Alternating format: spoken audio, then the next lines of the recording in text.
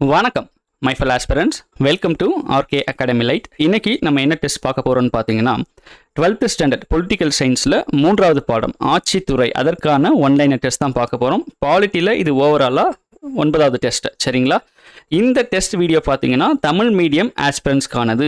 இதை தொடர்ந்து இங்கிலீஷ் மீடியமுக்கும் நம்ம வீடியோ கொடுத்துருவோம். 2 மீடியமில் படிக்கிறவங்களுக்கும் நம்ம சேனலில் டெஸ்ட் வந்து தனித்தனியாகவே வரும். அதே மாதிரி ரிவிஷனுமே பார்த்தீங்கன்னா, அதாவது ஒன்லைனர் ரிவிஷன் வீடியோஸுமே தனித்தனியாக வரும். ஓகேங்களா? ரைட், டெஸ்ட்டுக்குள்ளே போயிடலாங்களா? ஓகே, ஃபஸ்ட்டு கேள்வி என்ன கொடுத்துருக்காங்க? அமைச்சரவையின் உறுப்பினர்கள் எங்கு கூட்டாக பொறுப்பேற்கிறார்கள்? நல்லா கவனிங்க, அமைச்சரவையின் உறுப்பினர்கள். ஸோ இப்போ இந்த அமைச்சரவையின் உறுப்பினர்கள்னால் நம்ம யாரை சொல்லுவோம்னா, இந்த அமைச்சரவையோட உறுப்பினர்கள் யாருங்க வருவாங்க? அமைச்சர்கள் தானே. இந்த அமைச்சரவை குழு வந்துட்டு உருவாக்குறாரா? யார் உருவாக்குவா? பிரதமர் அவர்கள். அப்போ அவருக்கு கீழே ஒரு அமைச்சரவை உருவாக்குவார். அதுக்குள்ளே வரவங்க உறுப்பினர்கள் எல்லாருமே என்ன சொல்லுவாங்க? அமைச்சர்கள்னு தான் சொல்கிறாங்க. அப்போது புக்கில் நம்ம எப்படி படிச்சிருப்போம்னா, அமைச்சர்கள் கூட்டாகவும் தனித்தனியாகவும் ஒரு அவைக்கு பொறுப்பானவர்கள்னு படிச்சிருப்போம்.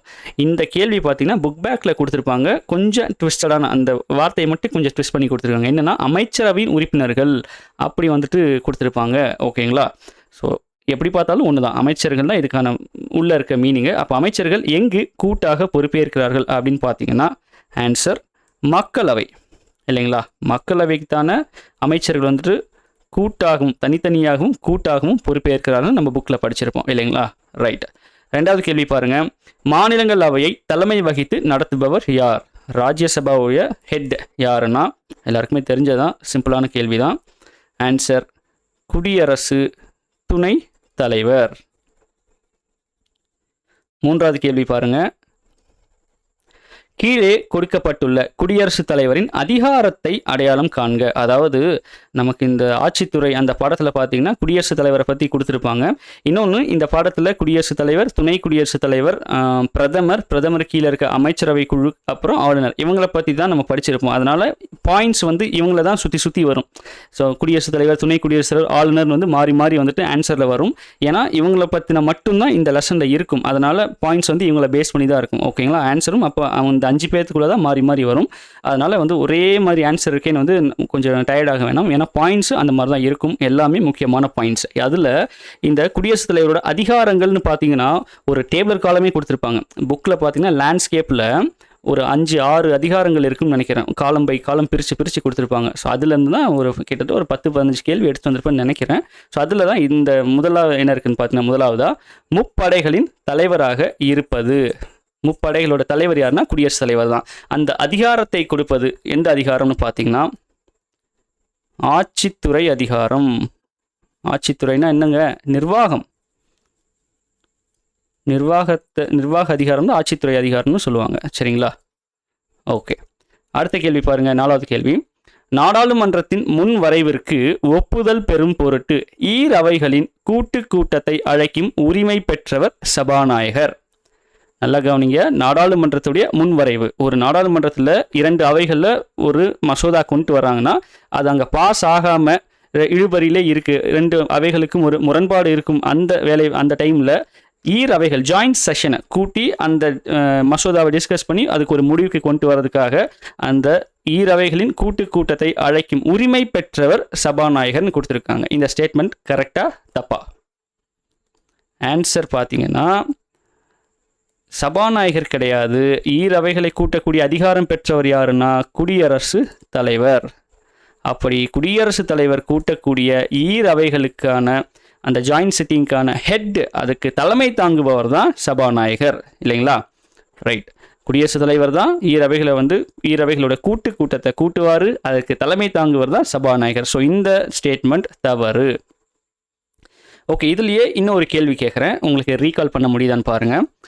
ஈரவைகளின் கூட்டம் அப்படிங்கிற அந்த கான்செப்ட் எந்த நாட்டின் அரசியலமைப்பிலிருந்து பெறப்பட்டது? நம்ம ஃபர்ஸ்ட் லெசனில் படிச்சிருப்போம். 12th ஸ்டாண்டர்ட் ஃபர்ஸ்ட் லெசனில் இந்திய அரசியலமைப்பில் படிச்சிருப்போம். இல்லைங்களா? சோர்சஸ் ஆஃப் த கான்ஸ்டியூஷன் ஒரு 5, 6, 7 நாடுகள் பார்த்துருப்போம். அதில் ஈரவைகளின் கூட்டம் எந்த நாட்டின் அரசியலமைப்பிலிருந்து பெறப்பட்டது? ரீகால் பண்ண முடியுதுங்களா? யோசிச்சு பாருங்கள். ஒரு 5-6 செகண்ட் டைம் எடுத்துக்கங்க, யோசிச்சு பாருங்கள். ஞாபகம் வந்துருச்சுன்னா ஓகே. ஒரு வேளை ரீகால் பண்ண முடியலன்னா நான் சொல்கிறேன். ஆஸ்திரேலியா.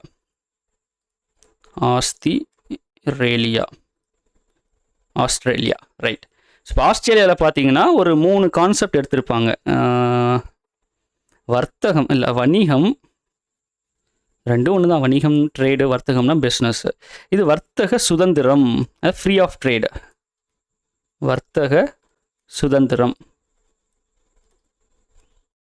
சுதந்திரம். ரைட்.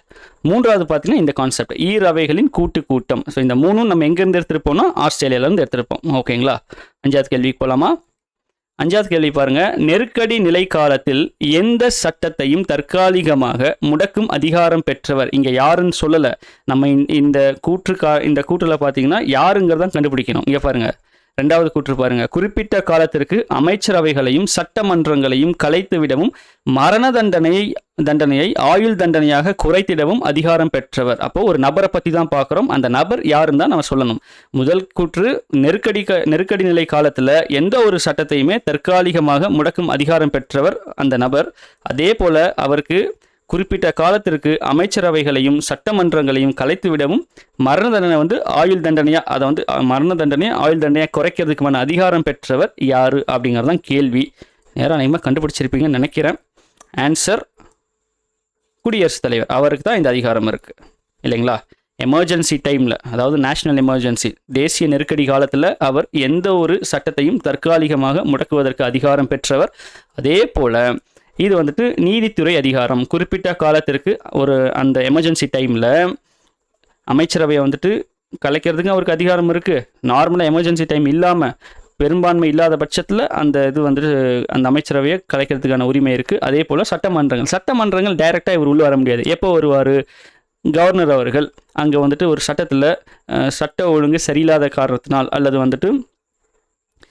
கான்ஸ்டியூஷனில் கரெக்டாக ஃபாலோ பண்ணாத ஒரு காரணத்தினால அந்த மாநிலத்துக்கு 356 யூஸ் பண்ணி இது என்ன சொல்கிறதுங்க, மாநில அவசர நிலையை கொண்டு வரலாம்னு பிரகடனப்படுத்தலாம்னு யார்? ஆளுநர் அவர்கள் குடியரசுத் தலைவருக்கு அனுப்பும் பட்சத்தில் அந்த மாநில சட்டமன்றம் கலைக்கப்பட்டு அங்கே தேசிய அவசர நிலை பிரகடனப்படுத்தப்படும். இன்னொரு முக்கியமான பாயிண்ட்டு, நமக்கு கான்ஸ்டியூஷனில் குடியரசுத் தலைவர் ஆட்சி அப்படிங்கிற அந்த டேர்மு கொடுக்கப்படவே இல்லை. சரிங்களா? அது நம்மளாம் பிரயோகிச்சிட்டு இருக்கிறோம், அதாவது பயன்படுத்திகிட்டு இருக்கிறோம். இப்போ கூட பார்த்தீங்கன்னா நமக்கு பெரும்பான்மை எட்டாத காரணத்தினால இழுபறியாக இருந்ததுங்களா? இப்போ நம்ம இவர் விஜய் அவர் அமைச்சர், அதாவது முதலமைச்சர் ஆகிறதுல அப்போது ஒரு குறிப்பிட்ட டேட்டுக்கு அப்புறம், ஒரு டைம் பீரியடுக்கு அப்புறம் யாரும் ஃபார்ம் பண்ணலன்னா என்ன சொல்லுவாங்க? கவர்னர் ஆட்சி வந்துடும். கவர்னர் ஆட்சினா குடியரசுத் தலைவர் ஆட்சி. அது நம்ம புழக்கத்தில் சொல்கிறதே தவிர கான்ஸ்டிடியூஷனலில் அந்த டேர்ம் இருக்கானா கிடையாது. நல்லா ஞாபகம் வச்சுக்கோங்க. குடியரசுத் தலைவர் ஆட்சி, கவர்னர் ஆட்சின்னு கிடையாது. அந்த டேர்ம் கான்ஸ்டிடியூஷனில் இல்லை. ஓகேங்களா? ரைட். 6வது கேள்வி பார்க்கலாங்களா? அமைச்சரவையில் சமமானவர்களில் முதன்மையானவர் என திகழ்பவர் யார்? இப்போது அமைச்சரவை இருக்குங்களா? அமைச்சரவையில் இருக்கக்கூடிய அமைச்சர்கள் எல்லாமே சமமானவர்கள். அதில் முதன்மையானவர் அப்படின்னு யாரை சொல்லுவோன்னு பார்த்தீங்கன்னா பிரதம அமைச்சர் அல்லது பிரதமர் அல்லது பிரதம அமைச்சர் எப்படினாலும் சொல்லலாம். பேர்ல இருக்கு பாருங்க, பிரதம அமைச்சர். பிரதமர்னா பிரதானமான, முதன்மையான, அந்த அமைச்சர்களே முதன்மையானவர் பிரதமர். சரிங்களா? இப்போ யார் நமக்கு பிரதமர்? மோடிஜி அவர்கள். அப்போ அவர் தான் அந்த அமைச்சரவையில் முதன்மையானவர், மோடி அவர்கள். ரைட். 7வது கேள்வி. குடியரசுத் தலைவரின் மரணத்தின் போது குடியரசு துணைத் தலைவர் எவ்வளவு காலம் குடியரசுத் தலைவராக பதவி வகிக்கலாம்? அதாவது குடியரசுத் தலைவர் ஒரு அன்ஃபார்ச்சுனேட்லி ஒரு இறப்பு நடக்கும் பட்சத்தில் அந்த டைமில் குடியரசு துணைத் தலைவர் எத்தனை காலம், அதாவது எவ்வளோ மாதம் அல்லது எவ்வளோ நாட்கள் குடியரசுத் தலைவராக ஆக்டிங் குடியரசுத் தலைவராக எவ்வளோ நாள் இருக்கலாம்னா, ஆன்சர் எவ்வளோ நாள்? 6 மாதங்கள். 6 மாதங்கள். ஆக்சுவலாக இந்த 6 மாதங்களுக்குள்ளே குடியரசுத் தலைவருக்கான பொது தேர்தலை நடத்தி புது குடியரசுத் தலைவரை தேர்ந்தெடுத்துடணும். அவர் மரணம் அடையும் பட்சத்தில். ஓகேங்களா? 6 மாதம் தான் டைம். அதுக்குள்ளே புதுசாக தேர்தல் நடத்தி புது குடியரசுத் தலைவரை தேர்ந்தெடுக்க வேண்டும். ரைட். 8வது கேள்வி பாருங்கள். ஃபர்ஸ்ட் கூற்று, மாநிலத்தின் ஒதுக்கு நிதியின் பாதுகாவலர் ஆளுநர். ஒரு மாநிலத்துடைய ஒதுக்கு நிதியுடைய பாதுகாவலர் யாருன்னா ஆளுநர். இது ஃபர்ஸ்ட் ஸ்டேட்மெண்ட். 2வது ஸ்டேட்மெண்ட் என்ன சொல்கிறாங்க?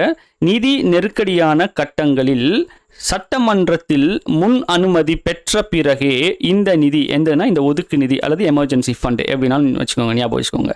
அந்த நிதியை யாரால் பயன்படுத்த முடியும்? ஆளுநர் அவர்களால் பயன்படுத்த முடியும். ஸோ இந்த ரெண்டு ஸ்டேட்மெண்ட்டில் எது தப்பு எது சரி அதை தான் கண்டுபிடிக்கணும். ஃபர்ஸ்ட் ஸ்டேட்மெண்ட் பாருங்கள், மாநிலத்தின் ஒதுக்கு நிதியின் பாதுகாவலர் ஆளுநர் ஆவார். இந்த ஸ்டேட்மெண்ட் கரெக்டானா? கரெக்ட்.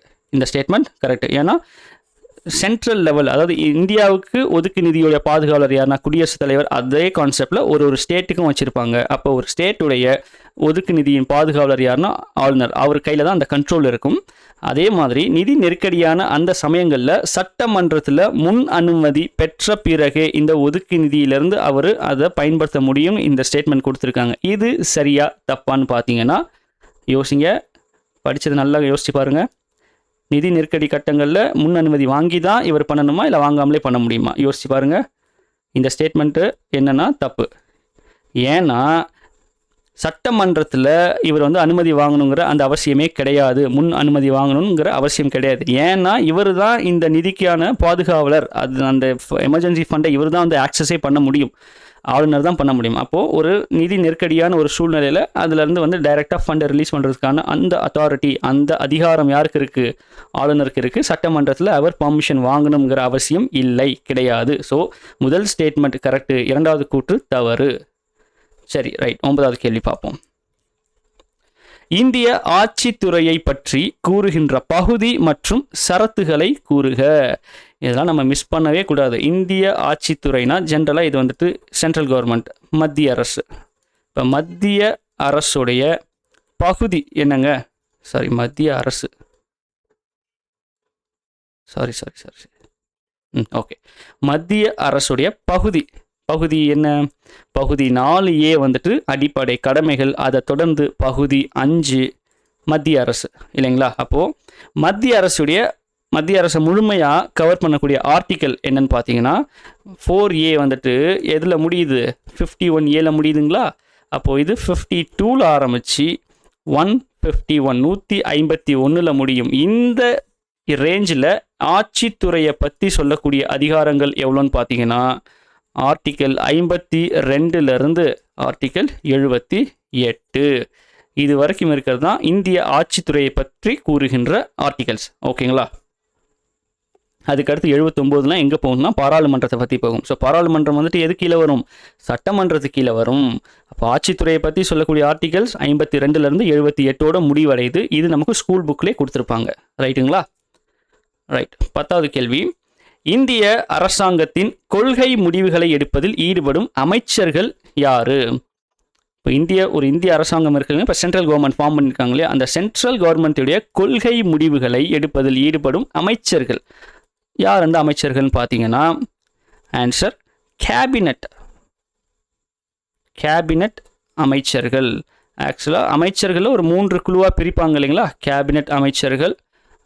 10th புக்கில் கூட இது இருக்கும். ராஜாங்க அமைச்சர்கள் அல்லது இணை அமைச்சர்கள்னு ஒரு கேட்டகரி. 3வதாக பார்த்தீங்கன்னா துணை அமைச்சர்கள்னு ஒரு கேட்டகரி வரும். ஸோ 3 கேட்டகரியில் முதன்மையாக இருக்கிறது கேபினெட் அமைச்சர்கள், கேபினெட் அமைச்சர் குழு. அந்த குழுவில் இருக்க அமைச்சர்கள் தான் இந்திய அரசாங்கத்தின் கொள்கை முடிவுகள் அதை எடுக்கிறதுக்குள்ள ஈடுபடக்கூடிய அந்த டிஸ்கஷன்ஸில் எல்லாத்துலேயுமே இருக்கக்கூடியவங்க இந்த கேபினெட் அமைச்சர்கள் தான். அடுத்த பாயிண்ட் பாருங்க. அடுத்த கேள்வி சரியா தவறா? 11வது கேள்வி. மாநிலங்களவை தலைவர் மற்றும் குடியரசு துணைத் தலைவர். இது இந்த இடத்துல குடியரசு துணைத் தலைவர்னு வரணுங்க. நான் இதை மிஸ் பண்ணிட்டேன். குடியரசு துணைத் தலைவர். நல்லா கவனிங்க. ஏன்னா மாநிலங்களவை தலைவர் யாருன்னா குடியரசு துணைத் தலைவர் தான், இல்லைங்களா? மாநிலங்களவை தலைவர் மற்றும் குடியரசு துணைத் தலைவர் என்ற நிலையில் துணை குடியரசுத் தலைவருக்கு ஊதியம் வழங்கப்படுகிறது.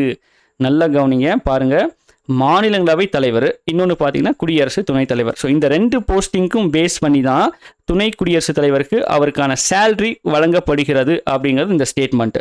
ஸோ இந்த ஸ்டேட்மெண்ட்டு சரியா தப்பான்னு நம்ம பார்க்கணும். ஸ்டேட்மெண்ட் என்னென்னா மாநிலங்களவை தலைவர் குடியரசு துணைத் தலைவர் அவருக்கான சேல்ரி. கரெக்டாக தப்பா? ஆன்சர் தவறு. ஏன்னா குடியரசு துணைத் தலைவர்னு ஒரு போஸ்ட் இருக்கு இல்லைங்களா? அதுக்கு சேலரிங்கிறதே கிடையாது. No salary. ரைட்டுங்களா? அதுக்கு சேலரிங்கிற ஒன்றே கிடையாது. அப்போது துணை குடியரசுத் தலைவராக இருக்கும் ஒருவருக்கு எந்த போஸ்ட்டை பேஸ் பண்ணி சேலரி கொடுப்பாங்க அப்படின்னு கான்ஸ்டியூஷனில் சொல்லப்பட்டு இருக்குன்னா, அவர் மாநிலங்களவையோட தலைவராக வந்துட்டு பதவி வகிக்கிறாருங்களா, அந்த பதவிக்கான சேலரி மட்டும்தான் கொடுக்கப்படும். ரைட்டுங்களா? இந்த கான்செப்ட் ரொம்ப முக்கியம். ஒரு குடியரசு துணைத் தலைவராக இருக்கும் பட்சத்தில் அந்த நபருக்கு குடியரசு துணைத் தலைவருங்கிற அந்த பேசிஸில் அவங்களுக்கு வரும் இது சேலரி வந்து கிடையாது. எதை பேஸ் பண்ணி கொடுப்பாங்கன்னா, மாநிலங்களவை தலைவர் அந்த பதவியை பேஸ் பண்ணி தான் அவங்களுக்கு ஊதியம் கொடுக்கப்படும். சரிங்களா? ரைட். ஓகே, இதில் இன்னும் ஒரு கேள்வி நான் கேட்குறேன், உங்களுக்கு ரீகால் பண்ண முடியுதான்னு பாருங்கள். ஷெட்யூல்ஸ் படிச்சிருந்தீங்கன்னா தெரியும், படிக்காதவங்களுக்கு நான் பிரச்சனை இல்லை, நான் சொல்லிடுறேன். அட்டவணை, எந்த அட்டவணையில் வந்துட்டு ஊதியங்கள் பற்றி வந்து டிஸ்கஸ் பண்ணியிருப்பாங்க. அதாவது முதலாவது அட்டவணை, இரண்டாவது அட்டவணை, மூன்றாவது அட்டவணைன்னு வந்து இருக்கு இல்லைங்களா? அதில் எந்த அட்டவணையில் சேலரி, இந்த ஊதியங்கள் படிகள் அந்த விஷயத்தை பற்றி டிஸ்கஸ் பண்ணியிருப்பாங்க? யோசிச்சு பாருங்கள், ரீகால் பண்ண முடியுதானே? யோசிச்சிங்களா? சரி, ரீகால் பண்ணவங்க ஓகே, நல்ல விஷயம். தெரியாதவங்களுக்கு நான் சொல்கிறேன். இரண்டாவது அட்டவணை செகண்ட் ஷெட்யூலில் தான் அந்த சேலரி, அப்புறம் வந்துட்டு பார்த்திங்கன்னா அதாவது படிகள், அலவன்சஸ், அதை பற்றின விஷயம்லாம் இரண்டாவது அட்டவணையில் தான் சொல்லியிருப்பாங்க. ஓகேங்களா? ரைட். 12வது கேள்வி, இந்திய அரசியலமைப்பின் கீழ் மக்களவையின் நிலை என்ன? இந்த கேள்விலாம் பாருங்கள், புக் பேக்கில் கொடுத்துருப்பாங்க. புக் பேக்கில் நிறைய கேள்விகள் பார்த்திங்கன்னா கொஞ்சம் வித்தியாசமாக இருக்கிற மாதிரி தான் இருக்கும். ஆனால் ரொம்ப முக்கியம். ஒரு பாடம் படித்ததுக்கப்புறமும் புக் பேக் கொஸ்டினை ஒர்க் அவுட் பண்ணி பார்த்துருங்க. ஸோ அதனால தான் அதையும் இன்க்ளூட் பண்ணி கொண்டு வந்திருக்கேன். சரிங்களா? இந்திய அரசியலமைப்பின் கீழ் மக்களவையுடைய நிலை என்னன்னு பார்த்தீங்கன்னா, ஒரு உயர்ந்த நிலை. ஆக்சுவலாக அது 4 ஆப்ஷன்ஸ் இருக்கும். நம்ம வந்து ஒன்லைனர் டெஸ்ட்டுங்கிறதுனால ஆப்ஷன்ஸ் இல்லாமல் தான் நம்ம கொண்டு போவோம். அதுதான் இந்த டெஸ்ட்டுடைய ஹைலைட்டு. ரைட்டுங்களா? ஸோ அதனால் ஆப்ஷன்ஸ் கொடுக்கல. இதை நீங்கள் படிச்சிட்டிங்கன்னா ஆப்ஷன்ஸே தேவையில்லை. நீங்கள் இந்த கேள்வியை பார்க்கும்போது உங்களுக்கு ஆன்சர் ஞாபகம் வந்துடும். இந்திய அரசியலமைப்பின் கீழே மக்களவையோட நிலை என்னென்னா கண்ணை மூடிட்டு சொல்லிடலாம், உயர்ந்த நிலை அப்படின்ட்டு. நம்ம ஆப்ஷன்ஸ் தேட வேண்டிய அவசியம் இருக்காது. நம்மளோட மெயின் கோரே அதுதான். நம்ம வீடியோவை, நம்ம சேனலை ஃபாலோ பண்ணுற அந்த ஆஸ்பிரண்ட்ஸ்க்கு வந்துட்டு என்ன இருக்கணும்னா, ஒரு கான்ஃபிடென்ட் இருக்கணும். ஆப்ஷன்ஸ் இல்லாமல், அதாவது எந்த ஆப்ஷன் இருக்குமா, இந்த கேள்விக்கு எந்த பதில் வந்து எதுன்னு வந்து தேடக்கூடாது. கேள்விக்கான பதில் எந்த ஆப்ஷனில் இருக்குன்னு தான் நம்ம தேடணும். வித்தியாசம் புரியுதுங்களா? நம்ம ஒரு கேள்வி பார்க்கணும், இந்த கேள்விக்கு 4 ஆப்ஷனில் எது பதிலாக இருக்கும்னு தேடக்கூடாது. இந்த கேள்விக்கான பதில் எந்த ஆப்ஷனில் இருக்குது, ஏவா பியா சியா டியா, அப்போதான் ஏன்னா நமக்கு ஆன்சர் தெரிஞ்சிருக்கணும். அதுக்கு தான் இந்த எக்ஸசைஸு, ஆப்ஷன்ஸ் இல்லாமல் போகிற அந்த ஒரு கான்செப்ட். அப்படி ஒரு எக்ஸாமில் போய் உட்காரும் போது கேள்விக்கான பதில் எந்த ஆப்ஷனில் இருக்குது அதை தான் நம்ம தேடணும். சரிங்களா? அதை தான் என்னுடைய ஒரு அஜெண்டானே வச்சுக்கலாமே. ஸோ ஏன்னா வந்து எக்ஸ்பீரியன்ஸ் பண்ணேன். நிறைய இடத்துல வந்துட்டு நல்லா படிச்சிருப்போம், ஆனால் அந்த ஸ்ட்ராட்டஜியை மிஸ் பண்ணியிருப்பேன். நான் மிஸ் பண்ணிட்டேன். அதனால் நிறைய இடத்துல வந்துட்டு தெரிஞ்ச கேள்விகளே மிஸ் பண்ணியிருக்கேன். ஸோ அதனால் 2024-25 ரொம்ப கிட்ட எனக்கு குரூப் 4 மிஸ் ஆகிடுச்சு. ஸோ அந்த மாதிரி நம்மளை மாதிரி நிறைய பேர் இருப்பாங்க, இல்லை அவங்களுக்கு ஒரு கைடன்ஸ் இருக்காது இல்லையா? ஸோ அந்த பேசிஸில் தான் இந்த ஒரு விஷயத்தை கொண்டு வந்தோம். ரைட். அடுத்த கேள்வி பார்க்கலாம். 13வது கேள்வி, கேபினட் அமைச்சரவையில் எந்த அமைச்சர்கள் உறுப்பினர்களாக இடம் பெற்றுள்ளனர்? நல்லா கவனிங்க. கேபினட் அமைச்சரவையில் எந்த அமைச்சர்கள் உறுப்பினர்களாக இடம் பெற்றுள்ளனர்? இதுவும் புக் பேக் கொஸ்டின் தான். சரிங்களா? ஓகே. கேபினட் அமைச்சரவையில் இருக்கக்கூடிய அமைச்சர்கள் எந்த உறுப்பினர்கள்னு கேட்குறாங்க.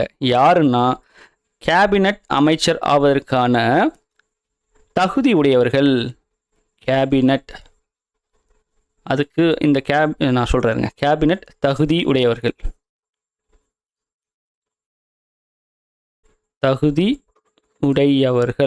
ரைட். ஸோ இப்போ இன்னொரு கேள்வி, இப்போ அமைச்சரவை ஃபார்ம் பண்ணுறாங்க இல்லைங்களா? பிரதம அமைச்சரை தலைவராக கொண்டு அமைச்சரவை ஃபார்ம் பண்ணுவாங்க. அப்படி நமக்கு மொத்தம் பார்த்திங்கன்னா மக்களவையில் 543 தேர்ந்தெடுக்கப்பட்ட உறுப்பினர்கள், மக்களால் தேர்ந்தெடுக்கப்பட்ட உறுப்பினர்கள் இல்லைங்களா? மீதி 2 பார்த்திங்கன்னா ஆங்கிலோ இண்டியன்ஸ், அவங்க நாமினேட்டட் பர்சன்ஸ், அவங்கள விட்டுருங்க. தேர்ந்தெடுக்கப்பட்ட உறுப்பினர்கள். இதில் இந்த 543ல் எத்தனை பேர் வந்துட்டு அமைச்சரவையில் இடம் பெறுவாங்க அப்படின்னா 15%. நம்ம கான்ஸ்டியூஷனில் கொடுத்துருக்கிறது 15%. இந்த 15%, 543ல் 15%னா 10% 54, அதில் பாதி வந்துட்டு 27. அப்போ 27, 54, 61 71 கிட்டத்தட்ட ஒரு 70 அமைச்சர்கள் தான் வந்து வருவாங்க. அதில் முதன்மையானவர் தான் இவர் பிரதமர் இல்லைங்களா. அப்படி அந்த மீதி இருக்கக்கூடிய அமைச்சர்களை 3 கேட்டகரியாக பிரிப்பாங்க. அதுதான் கேபினெட் அமைச்சரவை, அப்புறம் ராஜாங்க அமைச்சர்கள், அதுக்கப்புறம் வந்துட்டு இது துணை அமைச்சர்கள். ரைட். அதில் கேபினெட்டுக்குன்னு வந்து தகுதி உடையவர்களை மட்டும்தான் கேபினெட் அமைச்சரில் போடுவாங்க. தட் மீன்ஸ் கேபினெட் அமைச்சர்னா கிட்டத்தட்ட ஒரு மூத்த அமைச்சர்கள்னு அர்த்தம். அவங்க ஒரு எக்ஸ்பீரியன்ஸ்டாக இருக்கணும். மூத்த அமைச்சர்கள் ஒரு இப்போ சொல்கிறோங்களா, நம்ம வந்து ஃப்ரெஷர்ஸ் எக்ஸ்பீரியன்ஸ் கேண்டிடேட்னு சொல்கிறோம்ல. ஒரு வேலைக்கு இன்டர்வியூக்கு போகிறீங்கன்னா ஃப்ரெஷர்ஸ் நாங்கள் எடுக்க மாட்டோங்க, சாரி எக்ஸ்பீரியன்ஸ் தான் எக்ஸ்பெக்ட் பண்ணுறோம்பாங்களா. அந்த மாதிரி மூத்த அமைச்சர்கள், அதாவது நல்ல எக்ஸ்பீரியன்ஸான ஆட்களை தான் கேபினெட் அமைச்சரவைக்குள்ளே கொண்டு வருவாங்க. ஏன்னா அரசாங்கத்துடைய கொள்கை முடிவுகளை டிஸ்கஸ் பண்ணுறதுல ரொம்ப முக்கியமான பங்கு வகிக்கிறவர்கள் யார்? இந்த கேபினெட் அமைச்சர்கள். ஸோ அவங்களுக்கு அந்த கோர் வந்து தெரிஞ்சிருக்கணும், அந்த நிர்வாகத்தை பற்றின ஒரு புரிதல் இருக்கணும். ஸோ அந்த மாதிரி இருக்க ஆட்களை தான், அந்த தகுதியுடைய ஆட்களை தான் கேபினெட் அமைச்சரவையில் அமைச்சராக யார் அப்பாயிண்ட் பண்ணுவார், ரெக்கமெண்ட் பண்ணுவார்? பிரதமர் ரெக்கமெண்டேஷன் படி யார் அப்பாயிண்ட் பண்ணுவார்னா குடியரசுத் தலைவர். ரைட். அடுத்து 14வது கேள்வி பாருங்க. ஆளுநரின் மன்னிப்பு வழங்கும் அதிகாரம் எந்த சரத்தில் இடம் பெற்றுள்ளது? ஆளுநருக்கு மன்னிப்பு வழங்கக்கூடிய அதிகாரம் இருக்கு. இது எந்த அதிகாரத்தில் சார் வரும்? எப்படி நம்ம குடியரசுத் தலைவருக்கு சில அதிகாரங்கள் பார்த்தோமோ அதே மாதிரி ஆளுநருக்கும் இருக்கும். ஆட்சித்துறை அதிகாரம், சட்டமன்ற அதிகாரம், நீதித்துறை அதிகாரம், ஸோ இதெல்லாமே நெருக்கடி கால அதிகாரமும் இருக்கும். அதே மாதிரி மன்னிப்பு வழங்கும் அதிகாரம் இது வந்துட்டு எந்த அதிகாரத்துக்கு கீழே வரும்னா நீதித்துறை அதிகாரம். நீதித்துறை. ஏன்னா ஒரு குற்றவாளிக்கு தான் மன்னிப்பு வழங்குவாங்க. அப்போ குற்றவாளி எதில் இருப்பாங்க? நீதித்துறையில் சம்மந்தப்பட்டு தானே. நீதித்துறையால் தண்டிக்கப்பட்டவங்க குற்றவாளிகள். அப்போ அதில் ஒரு குற்றவாளிக்கு மன்னிப்பு வழங்கும் அதிகாரம் பெற்றவர் ஆளுநர். மரண தண்டனையை தவிர்த்து மற்ற அனைத்து தண்டனையும் குறைப்பதற்கோ ஒத்தி வைப்பதற்கோ தள்ளி வைப்பதற்கான அதிகாரம் யாருக்கு இருக்குது? ஆளுநருக்கு இருக்குது. மரண தண்டனையை கூட ஆயுள் தண்டனையாக சேஞ்ச் பண்ணுறதுக்கான அதிகாரம் யாருக்கு இருக்குது? குடியரசுத் தலைவருக்கு. ரைட். அப்போ ஆளுநருக்கு மன்னிப்பு வழங்கும் அதிகாரம் அதை எந்த ஆர்டிக்கலில் சொல்லியிருக்காங்க அப்படின்னு பார்த்தீங்கன்னா ஆர்டிக்கல் 161, ஆர்டிக்கல் 161. சரிங்களா? ஓகே. 15வது கேள்வி பாருங்கள். இந்திய குடியரசுத் தலைவர் வேட்பாளர் ஒவ்வொருவரும் இந்திய ரிசர்வ் வங்கியில் வைப்பு தொகையாக கட்ட வேண்டிய தொகை, அதாவது டெபாசிட். நம்ம ஒரு குடியரசுத் தலைவர் தேர்தலில் நம்ம வந்து போட்டியிடணும்னா நம்ம டெபாசிட் கட்டணும். அதே மாதிரி தான் எல்லாத்துக்குமே, பிரதமராகட்டும், சிஎம் ஆகட்டும், அது உள்ளாட்சி தேர்தல் வரைக்கும், அந்த ஒரு கவுன்சிலர் வரைக்குமே பார்த்தீங்கன்னா டெபாசிட் அமௌண்ட் கட்டணும்.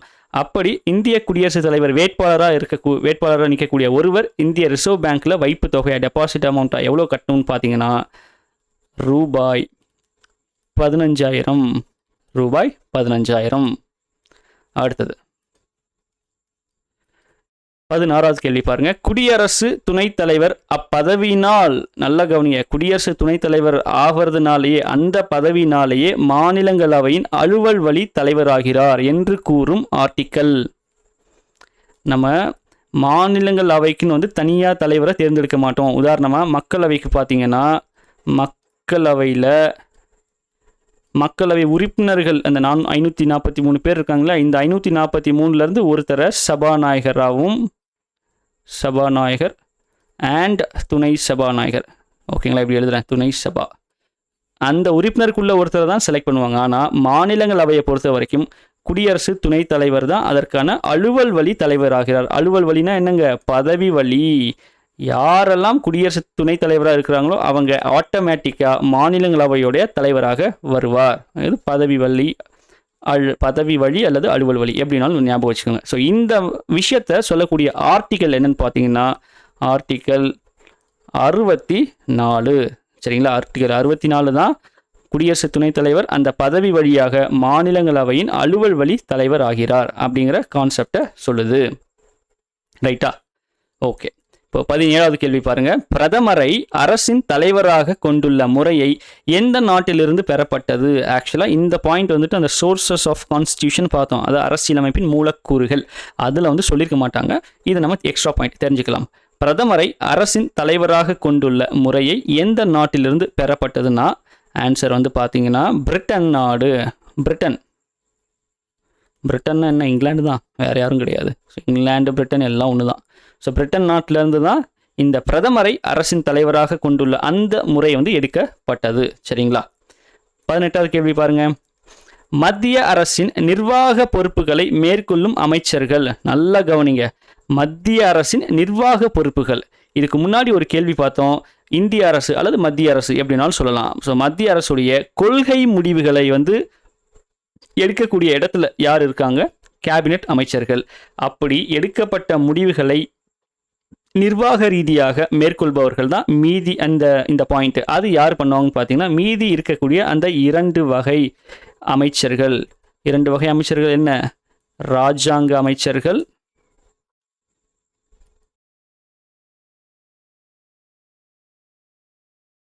துணை அமைச்சர்கள்.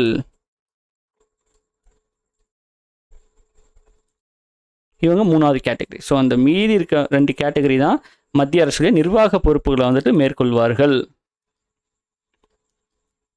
அடுத்தது 19வது கேள்வி பாருங்க, கூற்று கேள்வி. நாடாளுமன்றம் நடைபெறாத போது அவசர சட்டங்களை பிறப்பிக்க குடியரசுத் தலைவருக்கு பரிந்துரை செய்கிறது. இதில் கரெக்டாக தப்பான்னு நம்ம கேட்கல. இந்த 2 ஸ்டேட்மெண்ட்டை வச்சு அது என்ன, யார், ஒரு நபரா அல்லது ஒரு அவையா அப்படிங்கிறத கண்டுபிடிக்கணும். அது என்ன அப்படிங்கிறத கண்டுபிடிக்கணும்.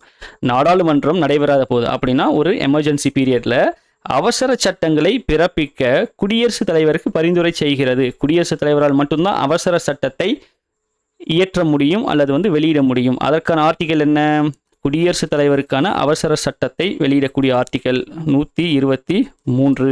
அப்போ அந்த 123 யூஸ் பண்ணி அவசர சட்டம் பிறப்பிப்பதற்கான அந்த பரிந்துரை நீங்கள் எப்படி ஆர்டிகல் 356 யூஸ் பண்ணி நீங்கள் இது ஸ்டேட் எமர்ஜென்சி, மாநில அவசர காலம் நீங்கள் எப்படி பிறப்பிக்கலாமோ அதுக்கு கவர்னர் எப்படி பரிந்துரை செய்கிறாரோ அதே மாதிரி ஆர்டிகல் 120 யூஸ் பண்ணி அவசர சட்டத்தை பிறப்பிப்பதற்கு குடியரசுத் தலைவருக்கு பரிந்துரை செய்யக்கூடிய அந்த அவை என்ன?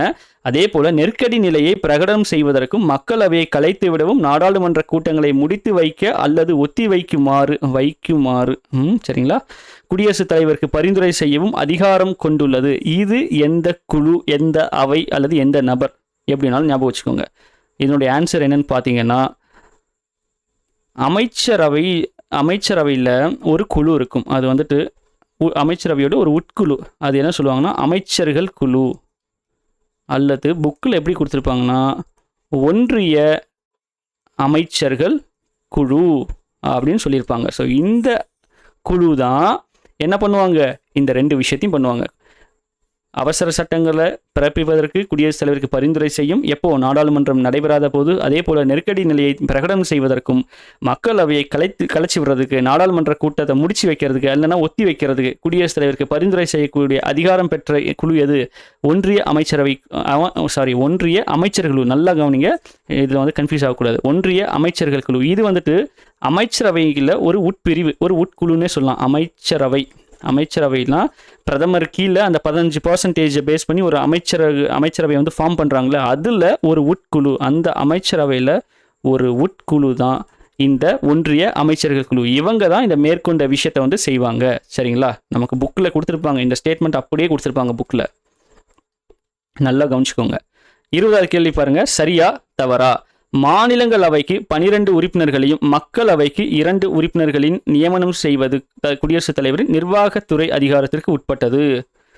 மாநிலங்களவைக்கு 12 உறுப்பினர்கள். 12 உறுப்பினர்கள்னா அந்த என்னதுங்க, மாநிலங்களவைக்கு 250 அதை 230 ரைட் 238 மீதி 12. இந்த 12 பேரை யார் அப்பாயிண்ட் பண்ணுவார்? குடியரசுத் தலைவர் அவர்கள் தான் பண்ணுவார்.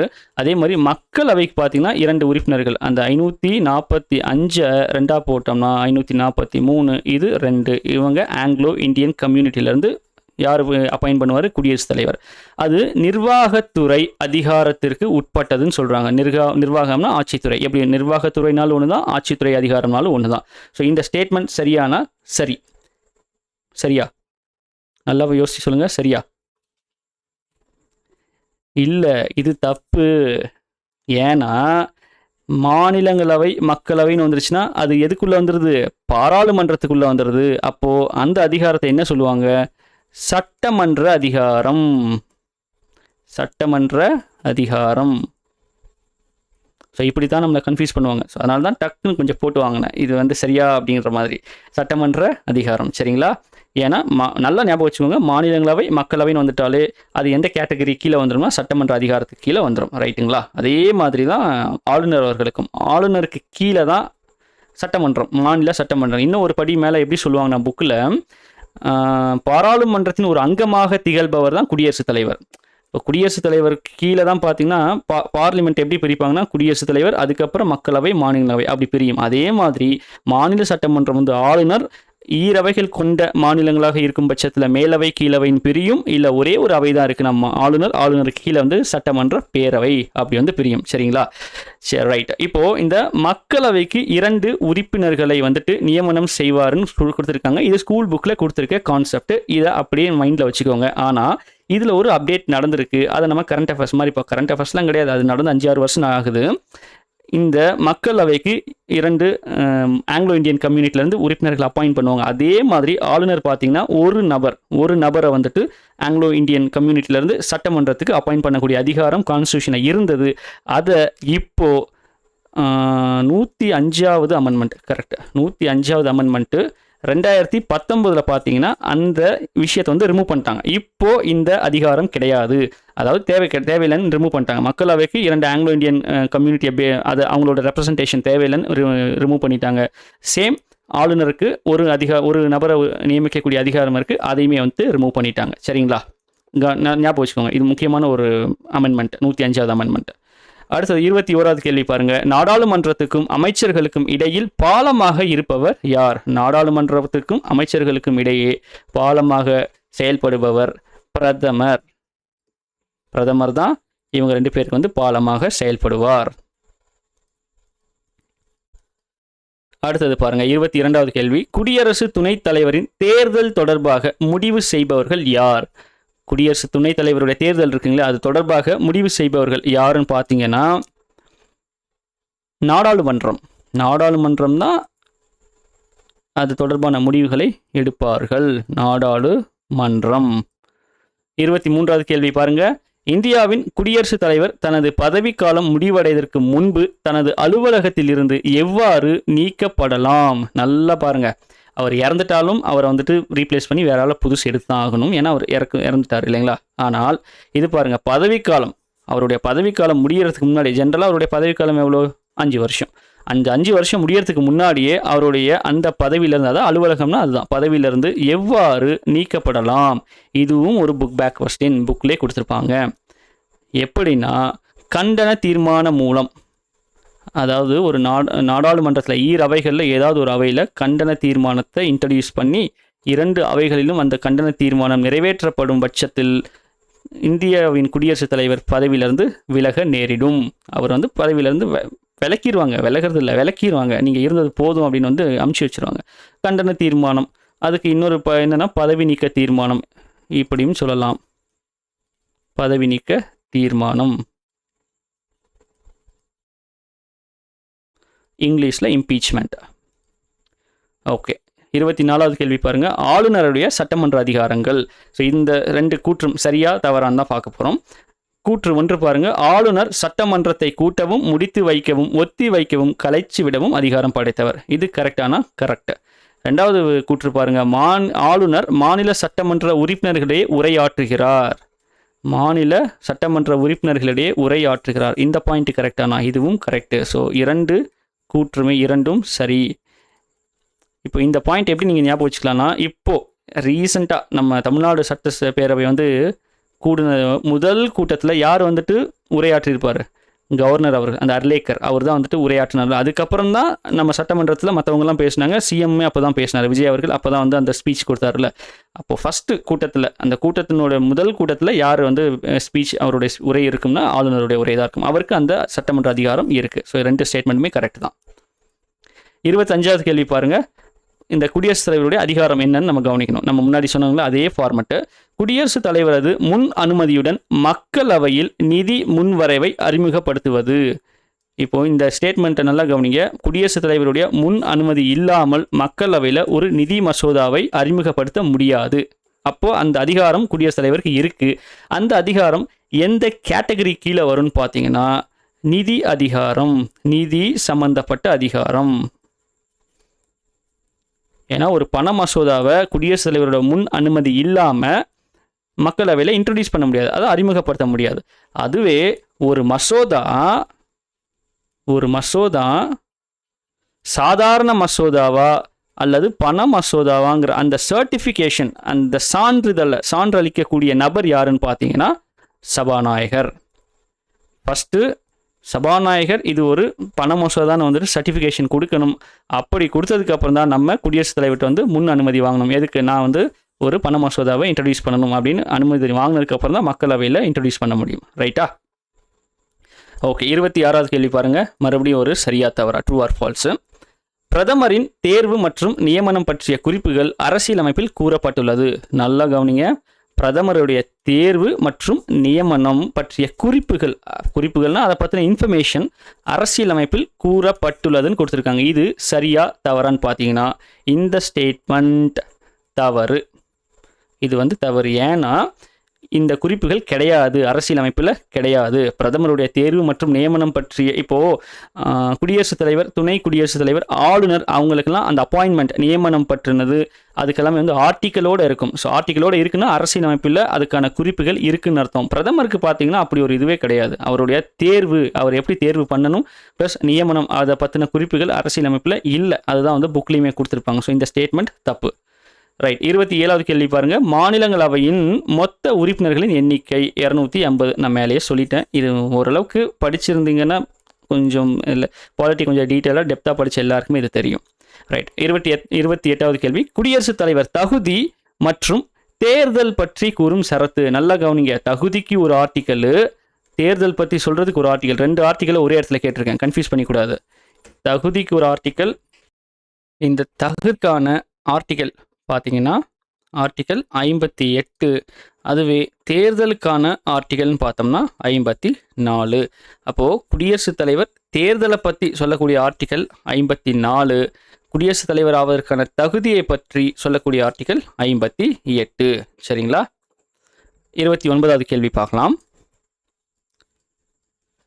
ஸோ இந்த 2 கூற்றும் பாருங்கள், பார்த்துட்டு இதில் எது சரி எது தப்பு அதான் வந்து பார்க்க போகிறோம். கூற்று 1 பாருங்க. குடியரசுத் தலைவர் பதவி நீக்கம் செய்யப்படுவதற்கு முதலாவதாக நாடாளுமன்றத்தில் எந்த ஒரு அவையிலும் அதன் மொத்த உறுப்பினர்களில் 4/1 உறுப்பினர்கள் கையொப்பமிட்ட தீர்மானத்தின் மூலம் ஒரு குற்றச்சாட்டை முன்வைக்க வேண்டும். அதாவது ஃபஸ்ட்டு நம்ம ஒரு குற்றச்சாட்டை முன்வைக்கணும். யார் மேலே? குடியரசுத் தலைவர் மேலே. அதுதான் கண்டன தீர்மானத்துக்கான முதல் வழி. அதை எப்படி கொண்டு வரணும்னு சொல்கிறாங்க?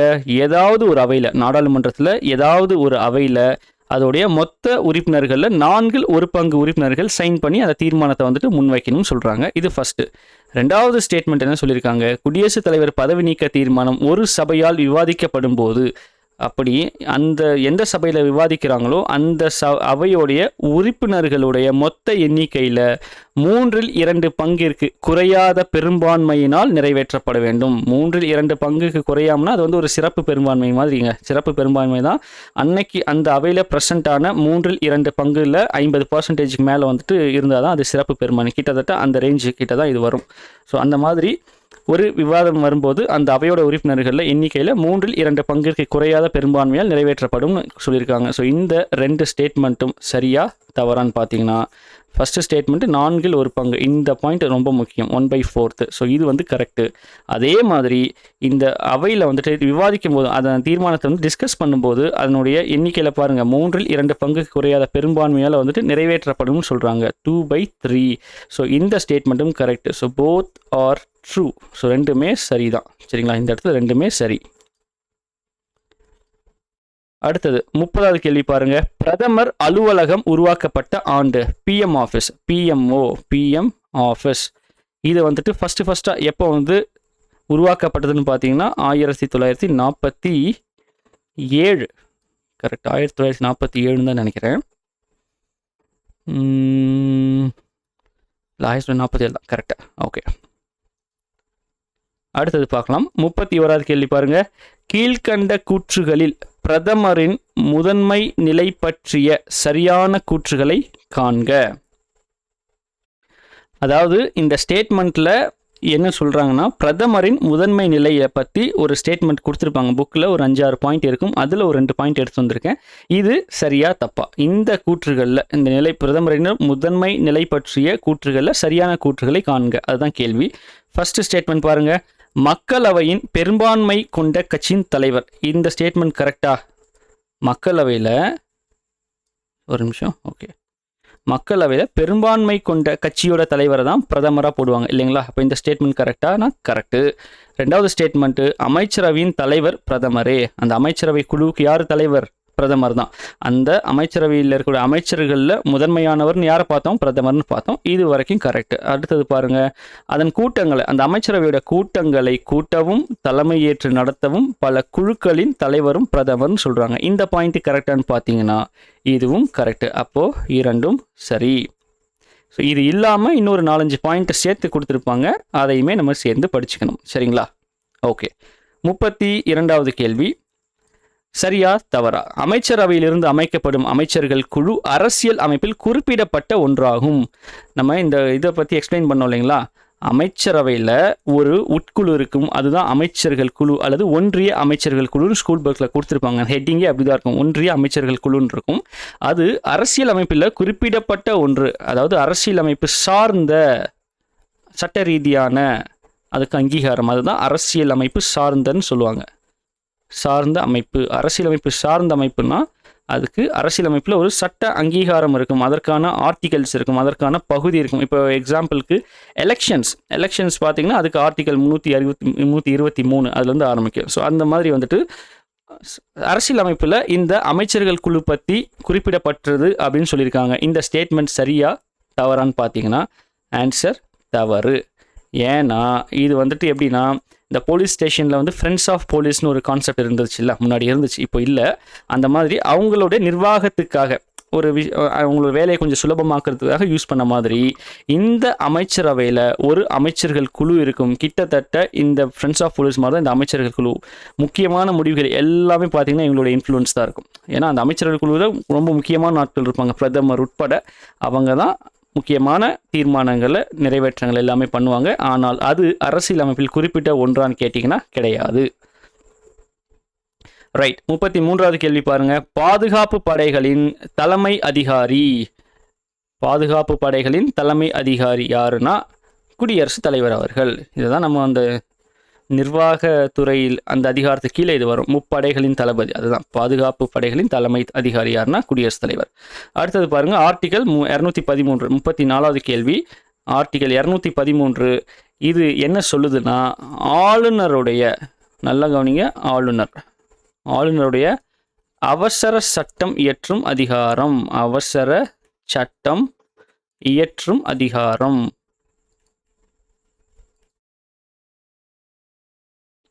இதுவே நம்ம குடியரசுத் தலைவருக்கு என்ன பார்த்தோம்? ஆர்டிகல் 123. இந்த 21 திருப்பி போட்டோம்னா 213. அது வந்து ஆளுநர் சட்டம், அவசர சட்டம் இயற்றுவதற்கான அதிகாரத்தை கொடுக்கக்கூடிய ஆர்டிகல். ரைட்டுங்களா? ஓகே. 35வது கேள்வி பாருங்க, மாநில நிர்வாகத்தை பற்றி குறிப்பிடும் பகுதி மற்றும் சரத்துகள். மாநில நிர்வாகம், அப்போ மாநில அரசு ஃபர்ஸ்ட் அதை பார்ப்போம். மாநில அரசு, மத்திய அரசு தொடர்ந்து வர்றது மாநில அரசு. பகுதி 6, அதனுடைய ஆர்டிகல்ஸ் பார்த்தீங்கன்னா 152லேருந்து 237. இதில் நிர்வாகம் எப்படி மத்திய அரசுக்கான நிர்வாகம் பார்த்தோமோ அதே மாதிரி மாநில அரசுக்கான நிர்வாகம் பார்த்தீங்கன்னா 152லேருந்து ஆரம்பித்து 167 வரைக்கும். ஸோ இதுதான் வந்து மாநில அரசை பற்றி குறிப்பிடக்கூடிய பகுதி மற்றும் அதற்கான ஆர்டிகல்ஸ். அதாவது நிர்வாகத்தை பற்றினா 152 167. ஒட்டுமொத்தமாக மாநில அரசுனா அதில் வந்துட்டு நிர்வாகம் வரும், சட்டமன்றம் வரும், சட்டமன்றத்தை பற்றி வரும், அப்புறம் நீதித்துறை, மாநில நீதித்துறை பற்றி வரும், மாநில அட்வொகேட், மாநில தலைமை வழக்கறிஞர் அவரை பற்றி எல்லாம் வரும். ஸோ அதெல்லாம் எது வரைக்கும் வரும்னா 152லேருந்து 237. ரைட். 36வது கேள்வி, கீழே கொடுக்கப்பட்டுள்ள குடியரசுத் தலைவரின் அதிகாரத்தை அடையாளம் காணுங்க. ஸோ இது எந்த அதிகாரத்துக்குள்ளே வரும் அதுதான் கேள்வி. நாடாளுமன்ற அவைகளின் கூட்டங்களை கூட்டுவது, மக்களவையை ஒத்தி வைப்பது மற்றும் மக்களவையை கலைத்தல். என்ன சொன்னோம்? நாடாளுமன்ற அவை, அதாவது நாடாளுமன்றம், மக்களவை, மாநிலவைன்னு வந்துட்டாலே அது என்ன அதிகாரம்? சட்டமன்ற அதிகாரம். சட்டமன்ற அதிகாரம். ஏன் அதில் திரும்ப திரும்ப கொண்டு வந்திருக்குன்னா அப்போ தான் எந்தெந்த அதிகாரங்கள் எதுக்குள்ளே வரும் அப்படிங்கிற அந்த ஒரு ஐடியா உங்களுக்கு கிடைக்கும். அது படிக்க அது வந்து பார்க்க உங்களுக்கு அந்த ஒரு ஃபெமிலியர் ஆகும். அதுக்காக 37வது கேள்வி பார்க்கலாங்களா? கூற்று 1, குடியரசுத் தலைவர் மீதான பதவி நீக்க தீர்மானம் குறைந்தபட்சம் 14 நாட்கள் முன்கூட்டியே அறிவிப்பு வழங்க வேண்டும். இந்த ஸ்டேட்மெண்ட் கரெக்டா? இந்த டே வந்து ரொம்ப முக்கியம். 14 நாட்கள் அந்த டைம் லைனுங்கிறது ரொம்ப முக்கியம். ஸோ இந்த ஸ்டேட்மெண்ட் கரெக்டு தான்.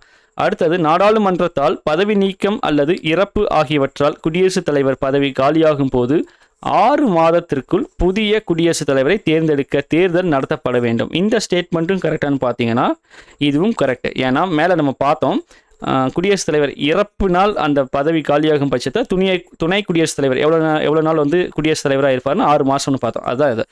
ஏன்னா அந்த 6 மாதத்துக்குள்ளே புதிய குடியரசுத் தலைவரை தேர்ந்தெடுக்க தேர்தல் நடத்தப்பட வேண்டும். அப்போ 2 ஸ்டேட்மெண்ட்டுமே சரிதான். அடுத்தது பாருங்கள், 38வது கேள்வி. 38 ஆர்டிகல் 168 என்ன சொல்லுதுன்னு பார்க்கலாம். ஆர்டிகல் 168 என்ன சொல்லுதுன்னா, ஆளுநர் இருக்கார் இல்லைங்களா, கவர்னர். ஆளுநர் வந்துட்டு மாநில சட்டமன்றத்தின் ஒரு பகுதி அல்லது ஒரு அங்கம் எப்படின்னாலும் சொல்லலாம். ஆளுநர் வந்து மாநில சட்டமன்றத்தின் ஒரு பகுதி அல்லது அங்கம்னு சொல்லக்கூடிய ஆர்டிகல் 168. 39வது கேள்வி பாருங்க. அமைச்சர்களுக்கு பதவி பிரமாணம் செய்து வைப்பவர் யார்? ஸ்டேட் லெவலில் இது வந்துட்டு ஆக்சுவலாக மத்திய லெவலில் அல்லது மாநில லெவல் 2 இருக்குது.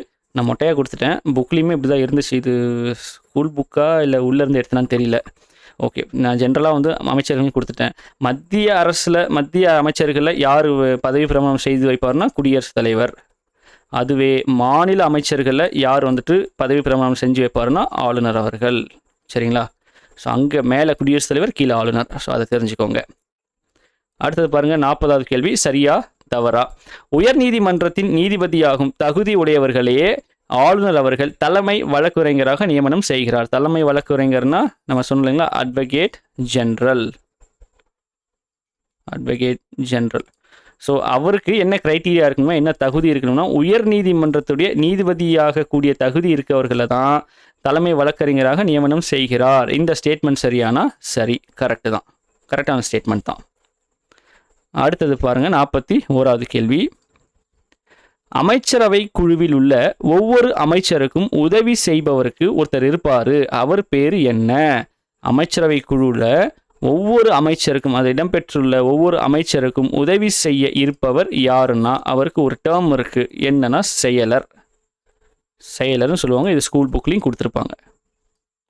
அடுத்தது 42வது கேள்வி பாருங்கள். இந்திய குடியரசு துணைத் தலைவர் பற்றியது. கூற்று 1 கவனிங்க. நாடாளுமன்றத்தின் அவைகளின் தேர்ந்தெடுக்கப்பட்ட உறுப்பினர்களால் இரகசிய வாக்கெடுப்பு மூலம் விகிதாச்சார முறையில் மாற்றத்தக்க ஒற்றை வாக்கு மூலம் தேர்ந்தெடுக்கப்படுகிறார். இது இவருடைய தேர்தலை பற்றி சொல்லுது. இந்திய துணை குடியரசுத் தலைவருடைய தேர்தலை பற்றி சொல்லுது. என்ன சொல்கிறாங்க? அவைகளின் தேர்ந்தெடுக்கப்பட்ட உறுப்பினர்களால் இரகசிய வாக்கெடுப்பு மூலம் விகிதாச்சார முறையில் மாற்றத்தக்க ஒற்றை வாக்கு மூலம் தேர்ந்தெடுக்கப்படுகிறார். இந்த வாக்கு வந்து ஸ்பேஸ் வரணும், ஸ்பேஸ் வராமட்டேன், தேர்ந்தெடுக்கப்படுகிறார். இந்த ஸ்டேட்மெண்ட் கரெக்டானா கரெக்டு.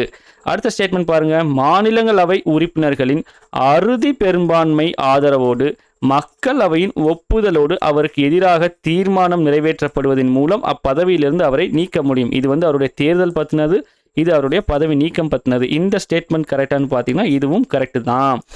இப்போது இது ஒரு கேள்வி.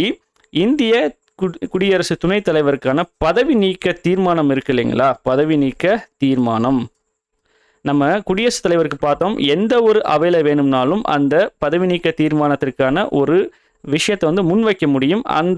அந்த தீர்மானத்துக்கான ஒரு இது வந்துட்டு முன்வைக்கிறதுக்கு ஒரு எந்த வேலை வேணாலும் அதை கொண்டு வரலாம்.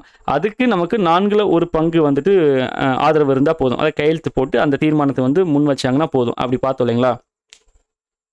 அதுவே துணை குடியரசுத் தலைவருக்கு பதவி நீக்க தீர்மானம் எங்கே நம்ம வந்துட்டு அறிமுகப்படுத்த முடியும்? துணை குடியரசுத் தலைவருடைய பதவி நீக்க தீர்மானத்தை எந்த அவையில் கொண்டு வர முடியும், இன்ட்ரடியூஸ் பண்ண முடியும்? அறிமுகப்படுத்துறது வேற, அதை நிறைவேற்றுறது வேற, டிஃப்ரென்ஸ் இருக்குது. அறிமுகப்படுத்துறதுனா அந்த அவையில் ஃபஸ்ட்டு அந்த தீர்மானத்தை ஸ்டார்ட் பண்ணணும். அதுக்கப்புறம் அங்கே நிறைவேற்றம் செய்து முடிச்சதுக்கப்புறம் தான் அடுத்த அவைக்கு அது பாஸ் ஆகும். அப்படி இந்திய குடியரசு துணைத் தலைவருக்கான பதவி நீக்க தீர்மானம் எந்த அவையில் இன்ட்ரடியூஸ் பண்ண முடியும், அறிமுகப்படுத்த முடியும்னா மாநிலங்களவை. ஏன்னா அவர் மாநிலங்கள் அவையுடைய ஹெட்டு. அதே போல் துணை குடியரசுத் தலைவர் ஆகணும்னா அவரோட தகுதியிலே ஒன்று கொடுத்துருப்பாங்க, மாநிலங்கள் அவை உறுப்பினர் ஆவதற்கான தகுதிகள் இருக்க வேண்டும் அப்படின்னு கொடுத்துருப்பாங்க இல்லைங்களா. அதனால் மாநிலங்களவையில் தான் இவருக்கான பதவி நீக்க தீர்மானத்தை அறிமுகம் செய்ய முடியும். அதை தான் சொல்கிறாங்க. அங்கே இவங்க என்ன வரணும், அறுதி பெரும்பான்மையில் அது ஆதரவோடு நிறைவேற்றப்பட்டு அதுக்கப்புறம் மக்களவைக்கு பாஸ் பண்ணும்போது மக்களவையோட ஒப்புதலோடு அவருக்கு எதிராக தீர்மானம் நிறைவேற்றப்படுவதன் மூலம் அப்பதவியிலிருந்து அவரை நீக்க முடியும். ஸோ 2 ஸ்டேட்மெண்ட்டுமே கரெக்டு தான். ரைட். 43வது கேள்வி பாருங்கள். பிரதமரின் பொறுப்புகளை நிறைவேற்றும் பொருட்டு பிரதமருக்கு உதவியாக உள்ள அலுவலகத்தின் பெயர். பிரதமருக்கு அவருடைய பொறுப்புகளை நிறைவேற்றும் பொருட்டு அவருக்கு உதவியாக உள்ள அலுவலகத்தின் பெயர். மேலே ஒரு கேள்வி பார்த்தோன்னா பிரதமர் அலுவலகம்னு, அதுதான் ஆன்சர். பிரதமர் அலுவலகம் எப்போ ஸ்டார்ட் பண்ணாங்கன்னு பார்த்தோம், 1947. ரைட். 44வது கேள்வி பாருங்க. குடியரசுத் தலைவர் தேர்தலில் பங்கு பெறும் வாக்காளர் குழுவின் உறுப்பினர்களை குறிப்பிடுக. இப்போ குடியரசுத் தலைவர் தேர்தலை அதில் யாரெல்லாம் குடியரசுத் தலைவரை தேர்ந்தெடுப்பதற்கான அந்த உறுப்பினர் குழுமத்தில், அந்த வாக்காளர் குழுமத்தில் இடம்பெறுவார்கள்னு பார்த்தோம்னா, ஃபஸ்ட்டு நாடாளுமன்ற உறுப்பினர்கள். அப்படி சொன்னால் கரெக்டா? தப்பு. நாடாளுமன்ற தேர்ந்தெடுக்கப்பட்ட உறுப்பினர்கள். ஏன்னா மாநிலங்களவைக்கு பார்த்தீங்கன்னா ஒரு 12 உறுப்பினர்களை குடியரசுத் தலைவர் தான் நியமனம் செய்வார். அப்போ அவர் நாமினேட்டட் மெம்பர்ஸ். அவங்க இந்த குடியரசுத் தலைவர் தேர்தலில் பார்ட்டிசிபேட் பண்ண முடியாது, கலந்து கொள்ள முடியாது. அப்போ நாடாளுமன்ற தேர்ந்தெடுக்கப்பட்ட உறுப்பினர்கள். நாடாளுமன்றம்னா 2 அவையுமே, மக்களவை, மாநிலங்களவை. ரைட். அடுத்தது பார்த்தீங்கன்னா மாநில சட்டமன்ற உறுப்பினர்கள். மாநில சட்டமன்ற உறுப்பினர்கள். ஓகேங்களா. 3வது பொதுவாக யூனியன் பிரதேசங்கள், யூனியன் டெரிட்டரிஸ் பார்த்தீங்கன்னா குடியரசுத் தலைவர் கூட அந்த ஆளுகைக்கு கீழே தான் இருக்கும். அதில் 2 எக்ஸப்ஷன்ஸ் இருக்குது, டெல்லி மற்றும் புதுச்சேரி. இதுங்க 2த்துக்கும் பார்த்தீங்கன்னா தான் சட்டசபையே இருக்குது. ஆனால் இதுங்க 2ம் என்னது, யூனியன் டெரிட்டரிஸ், யூனியன் பிரதேசங்கள். அது ஒன்றிய பிரதேசங்கள். சரி, அந்த யூனியன் டெரிட்டரிஸில் சட்டசபை இருக்கக்கூடிய 2 எதுனா டெல்லியும் புதுச்சேரியும் தான். அப்போ அவங்களும் இந்த குடியரசுத் தலைவர் தேர்தலில் பங்கு பெறுவார்கள். ஸோ இவ்வளோதாங்க. இந்த 3 இதுதான் கேட்டகரி தான். ஆனால் இந்த 3 பேர், இந்த 3 கேட்டகரி சேர்ந்தாலும் 1000க்கு மேலே வரும். ஏன்னா நாடாளுமன்றத்திலே பார்த்தீங்கன்னா அதில் 238, இதில் 238, இதில் ஒரு 543. ஸோ இதுவே 500 + 200 700 800 வந்துருச்சு. நம்ம தமிழ்நாட்டில் மட்டுமே பார்த்தீங்கன்னா 234 தொகுதி இருக்குது. அப்போ இந்தியா முழுமைக்கு எத்தனை தொகுதி இருக்கும், அத்தனை பேரும் கலந்து தான் குடியரசுத் தலைவர் தேர்ந்தெடுப்பாங்க. ஸோ இது ஒரு பெரிய ப்ராசஸ். அதனால தான் இதை மறைமுக தேர்தலாக வச்சுருக்காங்க. ஏன்னா நம்ம மக்கள் நேரடியாக இதில் ஓட்டு போட மாட்டோம். நம்மளால் தேர்ந்தெடுக்கப்பட்ட உறுப்பினர்கள் தான் நமக்காக அங்கே நம்மளோட பிரதிநிதியாக வேலை செய்வாங்க. ரைட். 45வது கேள்வி. 45 ஆர்டிகல் 154. ஆர்டிகல் 154 என்ன சொல்லுதுன்னா, இது ஃபஸ்ட்டு எந்த கேட்டகரி வரும் அதை ஃபஸ்ட்டு சொல்ல முடியுங்களா? யோசிக்க முடியுதான்னு பாருங்கள். ஏன்னா முன்ன பார்த்தோம்ல மாநில அரசு, மத்திய அரசு, அதுக்கான அந்த ஆர்டிகல் ரேஞ்ச் பார்த்தோம்ல. மாநில அரசு, மத்திய அரசு பார்த்தீங்கன்னா ஆர்டிகல் 52 151. அப்போ 151லேயே முடிஞ்சிருச்சு மத்திய அரசு. அப்போ மத்திய அரசு சம்மந்தப்பட்டது இருக்காது. மாநில அரசு 152 237 வரைக்கும். அப்போது 154 மாநில அரசாங்கத்தில் யாரோ ஒருத்தரை பற்றினது தான். ஸோ சப்போஸ் ஆப்ஷனில் பார்க்கும்போது தெரியாத பட்சத்துக்கு இப்படி நீங்கள் எலிமினேட் பண்ணிக்கலாம். ஸோ இந்த ஆர்டிக்கல் என்ன சொல்லும் பார்த்தீங்கன்னா, ஆளுநர் இருக்காருங்க இல்லையா, ஆளுநருடைய அந்த நிர்வாக அதிகாரம், ஆளுநருடைய நிர்வாகம்னு வச்சுப்போம். ஒன்று டைரெக்டாக அவரே பண்ணலாம், நேரடியாக பண்ணலாம். அல்லது அவருக்கு கீழே உள்ளவர்கள் ஆக்சுவலாக புக்கில் பெரிய ஸ்டேட்மெண்ட்டாக இருக்கும். நான் உங்களுக்கு புரிதலுக்காக சிம்பிளாக சொல்கிறேன். ஆளுநர் அவருடைய நிர்வாக அதிகாரங்களை நேரடியாகவோ அல்லது அவருக்கு கீழ் உள்ளவர்களை வைத்தோ செயல்படுத்த முடியும்னு சொல்கிற ஆர்டிகல் தான் 154. சரிங்களா. நெக்ஸ்ட் 46வது கேள்வி பாருங்க. இந்த குடியரசுத் தலைவருடைய அதிகாரம் எந்த அதிகாரம்னு பார்த்தோம்னா, ஒன்றிய ஆளுகைக்கு உட்பட்ட பகுதி மற்றும் பட்டியலின பழங்குடியின பகுதிகளை நிர்வகித்தல். இப்போ யூனியன் டெரிட்டரிஸ் நம்ம பார்த்தோம்ல, அதெல்லாம் பார்த்தீங்கன்னா டைரெக்டாக யார் கீழே வரும், குடியரசுத் தலைவர் கீழே வந்துடும். அதில் எக்ஸப்ஷன்ஸ் 2 டெல்லியும் புதுச்சேரியும். இப்போ நமக்கு புதுச்சேரிக்கும் தானே எலெக்ஷன் நடந்தது. தமிழ்நாடு ப்ளஸ் புதுச்சேரி ரெண்டுக்கும் தான் எலெக்ஷன் நடந்துச்சு, மாநில தேர்தல்.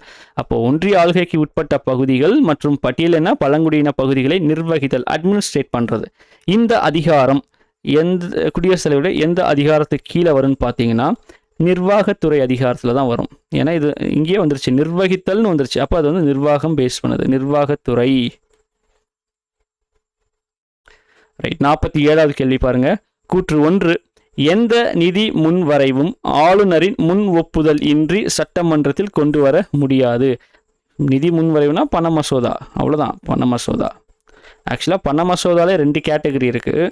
நிதி முன்வரைவு, சாதாரண நிதி முன்வரைவுன்னு சொல்லுவாங்க. அதில் பண மசோதா அது ஒரு கேட்டகரி.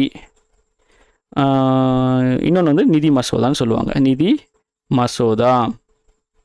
ஸோ ரெண்டுமே தனித்தனியாக இருக்கும். அதுக்கு வந்துட்டு நமக்கு கான்ஸ்டியூஷனில் வந்துட்டு இதுவுமே இருக்கும், என்னென்னா அதுக்கான ஆர்டிகல்ஸுமே இருக்கும். இப்போது சென்ட்ரல் கவர்மெண்ட், அதாவது பார்லிமெண்ட்டில் ஒரு நிதி மசோதா கொண்டு வரணும்னா பண மசோதாக்கான ஆர்டிகல் பார்த்தீங்கன்னா 108. அதுவே நிதி முன்வரைவு அப்படின்னா 117. கரெக்ட், 117. பண மசோதாவோட ஆர்டிக்கல் 108, நிதி மசோதாவோட ஆர்டிக்கல் 117. இப்போ சென்ட்ரல் கவர்மெண்ட் கீழே வந்தோம்னு வச்சுக்கோங்களேன். சென்ட்ரல் கவர்மெண்ட் கீழே வந்தோம்னா ஆக்சுவலி இது 108 98 எனக்கு ஞாபகம் இல்லை. சென்ட்ரல் கவர்மெண்ட் கீழே நிதி மசோதா வந்துட்டு 207 217 வரும். ஒரே நிமிஷம். ஓகே, இது 199 198 199. ரைட்டா. சென்ட்ரல் கவர்மெண்ட்டு கீழே பண மசோதா பார்த்தீங்கன்னா 198 199 2 ஆர்டிக்கலில் சொல்லியிருப்பாங்க. அடுத்தது பார்த்தீங்கன்னா 207. கரெக்டு. ஸோ இது வந்துட்டு இதில் இருக்கும், செகண்ட் லெசனில் இதை சொல்லியிருப்பாங்க. ரைட்டுங்களா? ஓகே. ஸோ 2வது ஸ்டேட்மெண்ட் பாருங்கள். மாநில ஆளுகைக்கு உட்பட்ட உயர்நீதிமன்ற நீதிபதிகளை நியமிக்கும் அதிகாரம் பெற்றவர் ஆளுநர்னு சொல்கிறாங்க. அதாவது ஃபர்ஸ்ட் ஸ்டேட்மெண்ட்டு, எந்த நிதி முன்வரைவும் ஆளுநரின் முன் ஒப்புதல் இன்றி சட்டமன்றத்தில் கொண்டு வர முடியாது. கரெக்டு. மேலே எப்படி குடியரசுத் தலைவரோட ஒப்புதல் இல்லாமல் ஒரு பண மசோதாவை இன்ட்ரடியூஸ் பண்ண முடியாதோ அதே கான்செப்ட் தான் ஆளுநருக்கும். ஸோ இந்த ஸ்டேட்மெண்ட் கரெக்டு. அடுத்த ஸ்டேட்மெண்ட் பாருங்கள்.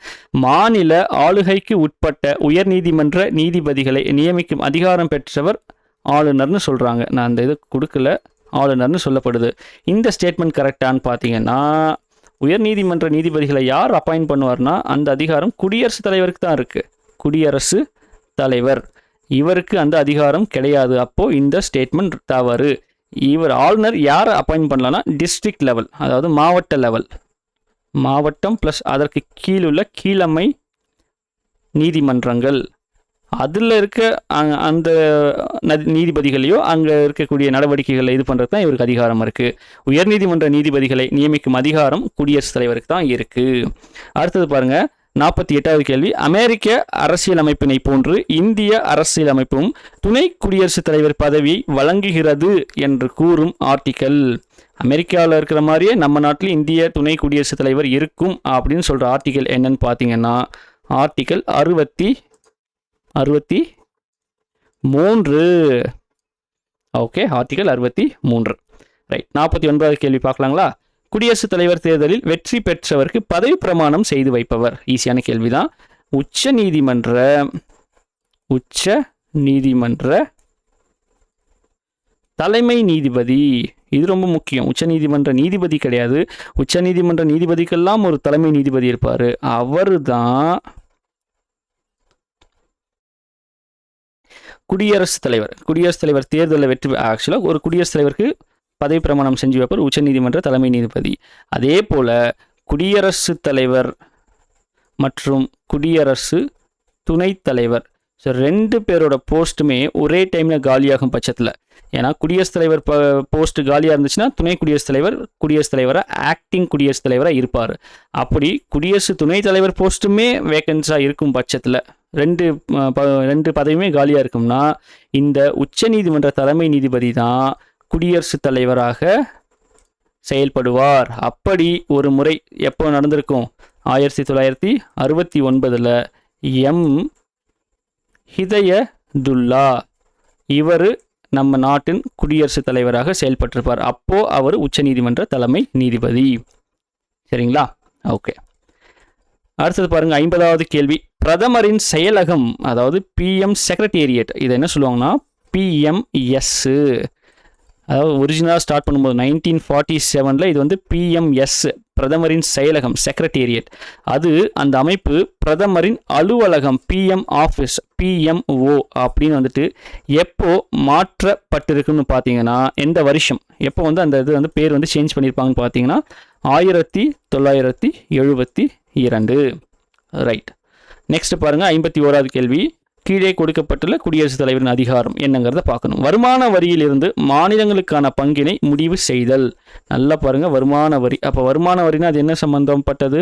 பணம் சம்பந்தப்பட்டது. அப்போ இது நிதி அதிகாரம், நிதித்துறை, நிதி அதிகாரம் எப்படினாலும் ஞாபகம் வச்சுக்கலாம். நெக்ஸ்ட் 52வது கேள்வி. ஓகே, அதுவும் ஒரு கூற்று. முதல் கூற்று பாருங்க, அமைச்சரவை குழு செயலர்களின் முதன்மையிடம் முதன்மை செயலருக்கு தரப்பட்டுள்ளது. இந்த ஸ்டேட்மெண்ட்டு புக்கில் கொடுத்துருப்பாங்க. எப்படின்னா, அமைச்சரவை குழுவில் இருக்கக்கூடிய அமைச்சர்களுக்கு, இந்த கேள்வி பார்த்தோம் இல்லைங்களா, அமைச்சர்களுக்கு உதவி செய்வதற்காக இருக்கக்கூடிய ஆளுடைய அந்த போஸ்ட்டுக்கு பேர் தான் செயலர். அப்படி வந்துட்டு ஒரு செயலர் இருப்பாங்க இல்லைங்களா, ஒரு 70, 50, 60 அமைச்சர்கள் இருக்காங்கன்னா 10 செயலர்கள் இருப்பாங்க. அதுக்கு ஒரு முதன்மை செயலர் வந்துட்டு ஒருத்தர் வச்சிருப்பாங்க.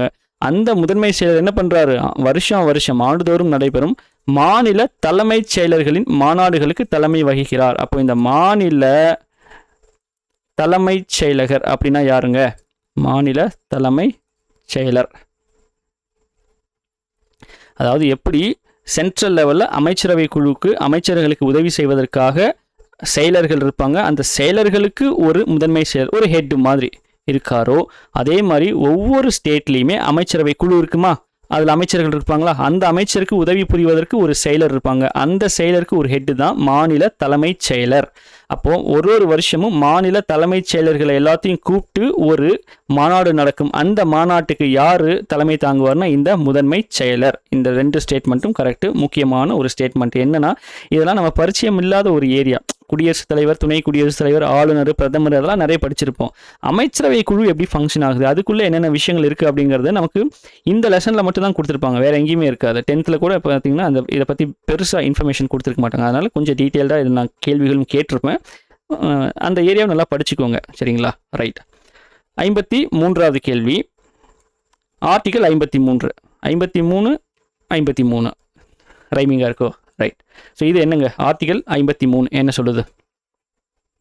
ஆர்டிகல் 53 என்ன சொல்லுதுன்னா, மேலே ஒரு ஆர்டிகல் பார்த்தோமா, ஆர்டிகல் 100 ஒரு நிமிஷம் 40 இங்கே ஒரு ஆர்டிகல் 154.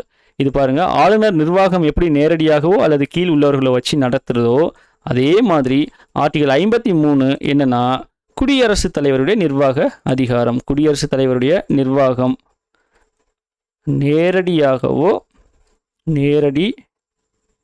அல்லது மறைமுகமாகவோ செயல்படுத்துவதற்கான அதிகாரம். மறைமுகம்.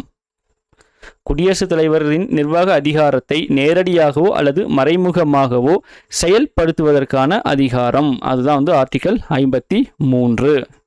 சரிங்களா? ஓகே. 54வது கேள்வி பார்க்கலாம். கூற்று 1 என்ன சொல்லியிருக்காங்க? இந்திய அரசியலமைப்பின் 18வது பாகம். 18வது பாகம்னா 18வது பகுதி. அதுதான் அப்படி கொடுத்துருக்கேன். 18வது பகுதியில் இந்திய குடியரசுத் தலைவரின் நெருக்கடி கால அதிகாரங்களை பற்றி குறிப்பிடப்பட்டுள்ளன. பகுதி 18 எப்படி இருக்கும்னா, பகுதி 18 இப்படி இருக்கும் ரோமன் லெட்டர்ஸில். ஸோ இந்த ஸ்டேட்மெண்ட் கரெக்டானா? கரெக்டு. அதே போல் 2வது கூற்றில் என்ன சொல்கிறாங்க? 3 விதமான நெருக்கடிகளை சமாளிப்பதற்கு குடியரசுத் தலைவருக்கு தனி சிறப்பான அதிகாரங்களை அரசியலமைப்பு வழங்கியுள்ளது. 3 விதமான நெருக்கடிகள்: state emergency, national emergency, financial emergency. அந்த 352, 56, 60. அப்போ 3 விதமான நெருக்கடிகளை சமாளிப்பதற்கு குடியரசுத் தலைவருக்கு தனி சிறப்பான அதிகாரம் அரசியலமைப்பு வழங்கியுள்ளது. இந்த ஸ்டேட்மெண்ட்டும் கரெக்ட். அப்போ 2ம் சரி. நெக்ஸ்ட் 55வது கேள்வி. நடைமுறையில், அதாவது பிராக்டிக்கலி என்ன சொல்றாங்க, அரசின் தலைவராகவும் உண்மையான நிர்வாக தலைவராகவும் திகழ்பவர் யாருன்னு கேட்டிருக்காங்க. யாருன்னா பிரதமர் அவர்கள். ஏன் இவரை உண்மையான தலைவர்னு சொல்றோம்னா, குடியரசுத் தலைவர் வந்துட்டு என்ன சொல்லுவாங்கன்னா, அவரையும் வந்து என்ன சொல்லுவாங்க, நாமினல் ஹெட் அப்படின்னு சொல்லுவாங்க. நாமினல் ஹெட்னா அவரும் ஒரு நிர்வாக தலைவர் தான். மத்திய அரசுடைய நிர்வாக தலைவர் அல்லது அரசியல் அமைப்பின் தலைவர். அரசியல் அமைப்பின் தலைவர் இல்லாட்டி இன்னொன்று சொல்லுவாங்க என்னென்னா, அரசியல் அமைப்பின் தலைவர் அதாவது பெயரளவு தலைவர். பேருக்கு அவர் தலைவர். ஆனால் உண்மையான நிர்வாக தலைவர் யாருன்னா பிரதமர். ஏன்னா பிரதமர் தான் எல்லா நிர்வாகத்துக்கான ஆக்டிவிட்டீஸை செய்வார். ஃபைனல் ஸ்டேஜில் அது கையெழுத்து போட்டு அப்ரூவ் பண்ணுறது மட்டும்தான் குடியரசுத் தலைவரோட வேலை. அதனால தான் அரசின் தலைவரும் உண்மையான நிர்வாக தலைவருமாக இருப்பது யார், பிரதமர் அவர்கள். இவர் குடியரசுத் தலைவர், பெயரளவு தலைவர். அதே தான் கீழே சென்ட்ரல் கவர்மெண்ட்டில் இருக்கிற மாதிரி ஸ்டேட் கவர்மெண்ட்டில் ஆளுநர் பெயரளவு தலைவர், முதலமைச்சர் உண்மையான நிர்வாக தலைவர். ரைட். 56வது கேள்வி பாருங்க. அமைச்சரவையின் உட்குழுவாக இருக்கும் குழு. நம்ம ஆல்ரெடி பார்த்துட்டோம், மேலே பார்த்தோம் இல்லைங்களா. அமைச்சரவையோட உட்குழுவா என்ன இருக்கும்னா ஒன்றிய அமைச்சர்கள் குழு. இதில் கொஞ்சம் கேள்விகள் எடுத்திருக்குன்னு சொன்னேன் இல்லைங்களா, அதுதான் ஒன்றிய அமைச்சர்கள் குழு. அதில் அந்த ஏரியாவில் கொஞ்சம் முக்கியமான கான்செப்ட்ஸை மட்டும் உங்களுக்கு கேள்விகளை கொண்டு வந்திருக்கேன். ரைட். நெக்ஸ்ட் பாருங்க, 57வது கேள்வி. கீழே கொடுக்கப்பட்டுள்ள குடியரசுத் தலைவரின் அதிகாரத்தை அடையாளம் காண்க. என்ன அதிகாரம்? தமது கருணை காட்டும் உரிமையை பயன்படுத்தி தண்டனைகளை மாற்றி அமைப்பது, விலக்கு அளிப்பது, மன்னிப்பு வழங்குவது மற்றும் தண்டனைகளை குறைப்பது, ஒற்றி வைப்பது. இது எல்லாமே எந்த அதிகாரத்துக்கு கீழே வரும்? நல்லா பாருங்க, இது எல்லாமே பாருங்க தண்டனைன்னு வருது. அப்போ ஒரு குற்றவாளிக்கு தண்டனை யார் கொடுப்பா? நீதித்துறை. அப்போ அந்த நீதித்துறையில் இருக்கக்கூடிய ஒரு விஷயத்தை வந்துட்டு செய்யறதுக்கான அதிகாரம் இருக்குதுன்னா அப்போ நீதித்துறை அதிகாரம் தான். ஸோ இப்படி தான் நம்ம லிங்க் பண்ணிக்கணும். அடுத்தது 58வது கேள்வி பாருங்க. குடியரசுத் தலைவர் தனது அலுவலகத்தில் நுழைந்த தேதி முதல் 5 வருட காலத்திற்கு குடியரசுத் தலைவராக பதவி வகிப்பார் என்று கூறும் ஆர்டிக்கல். அதாவது இது வந்து பதவிக்காலம்.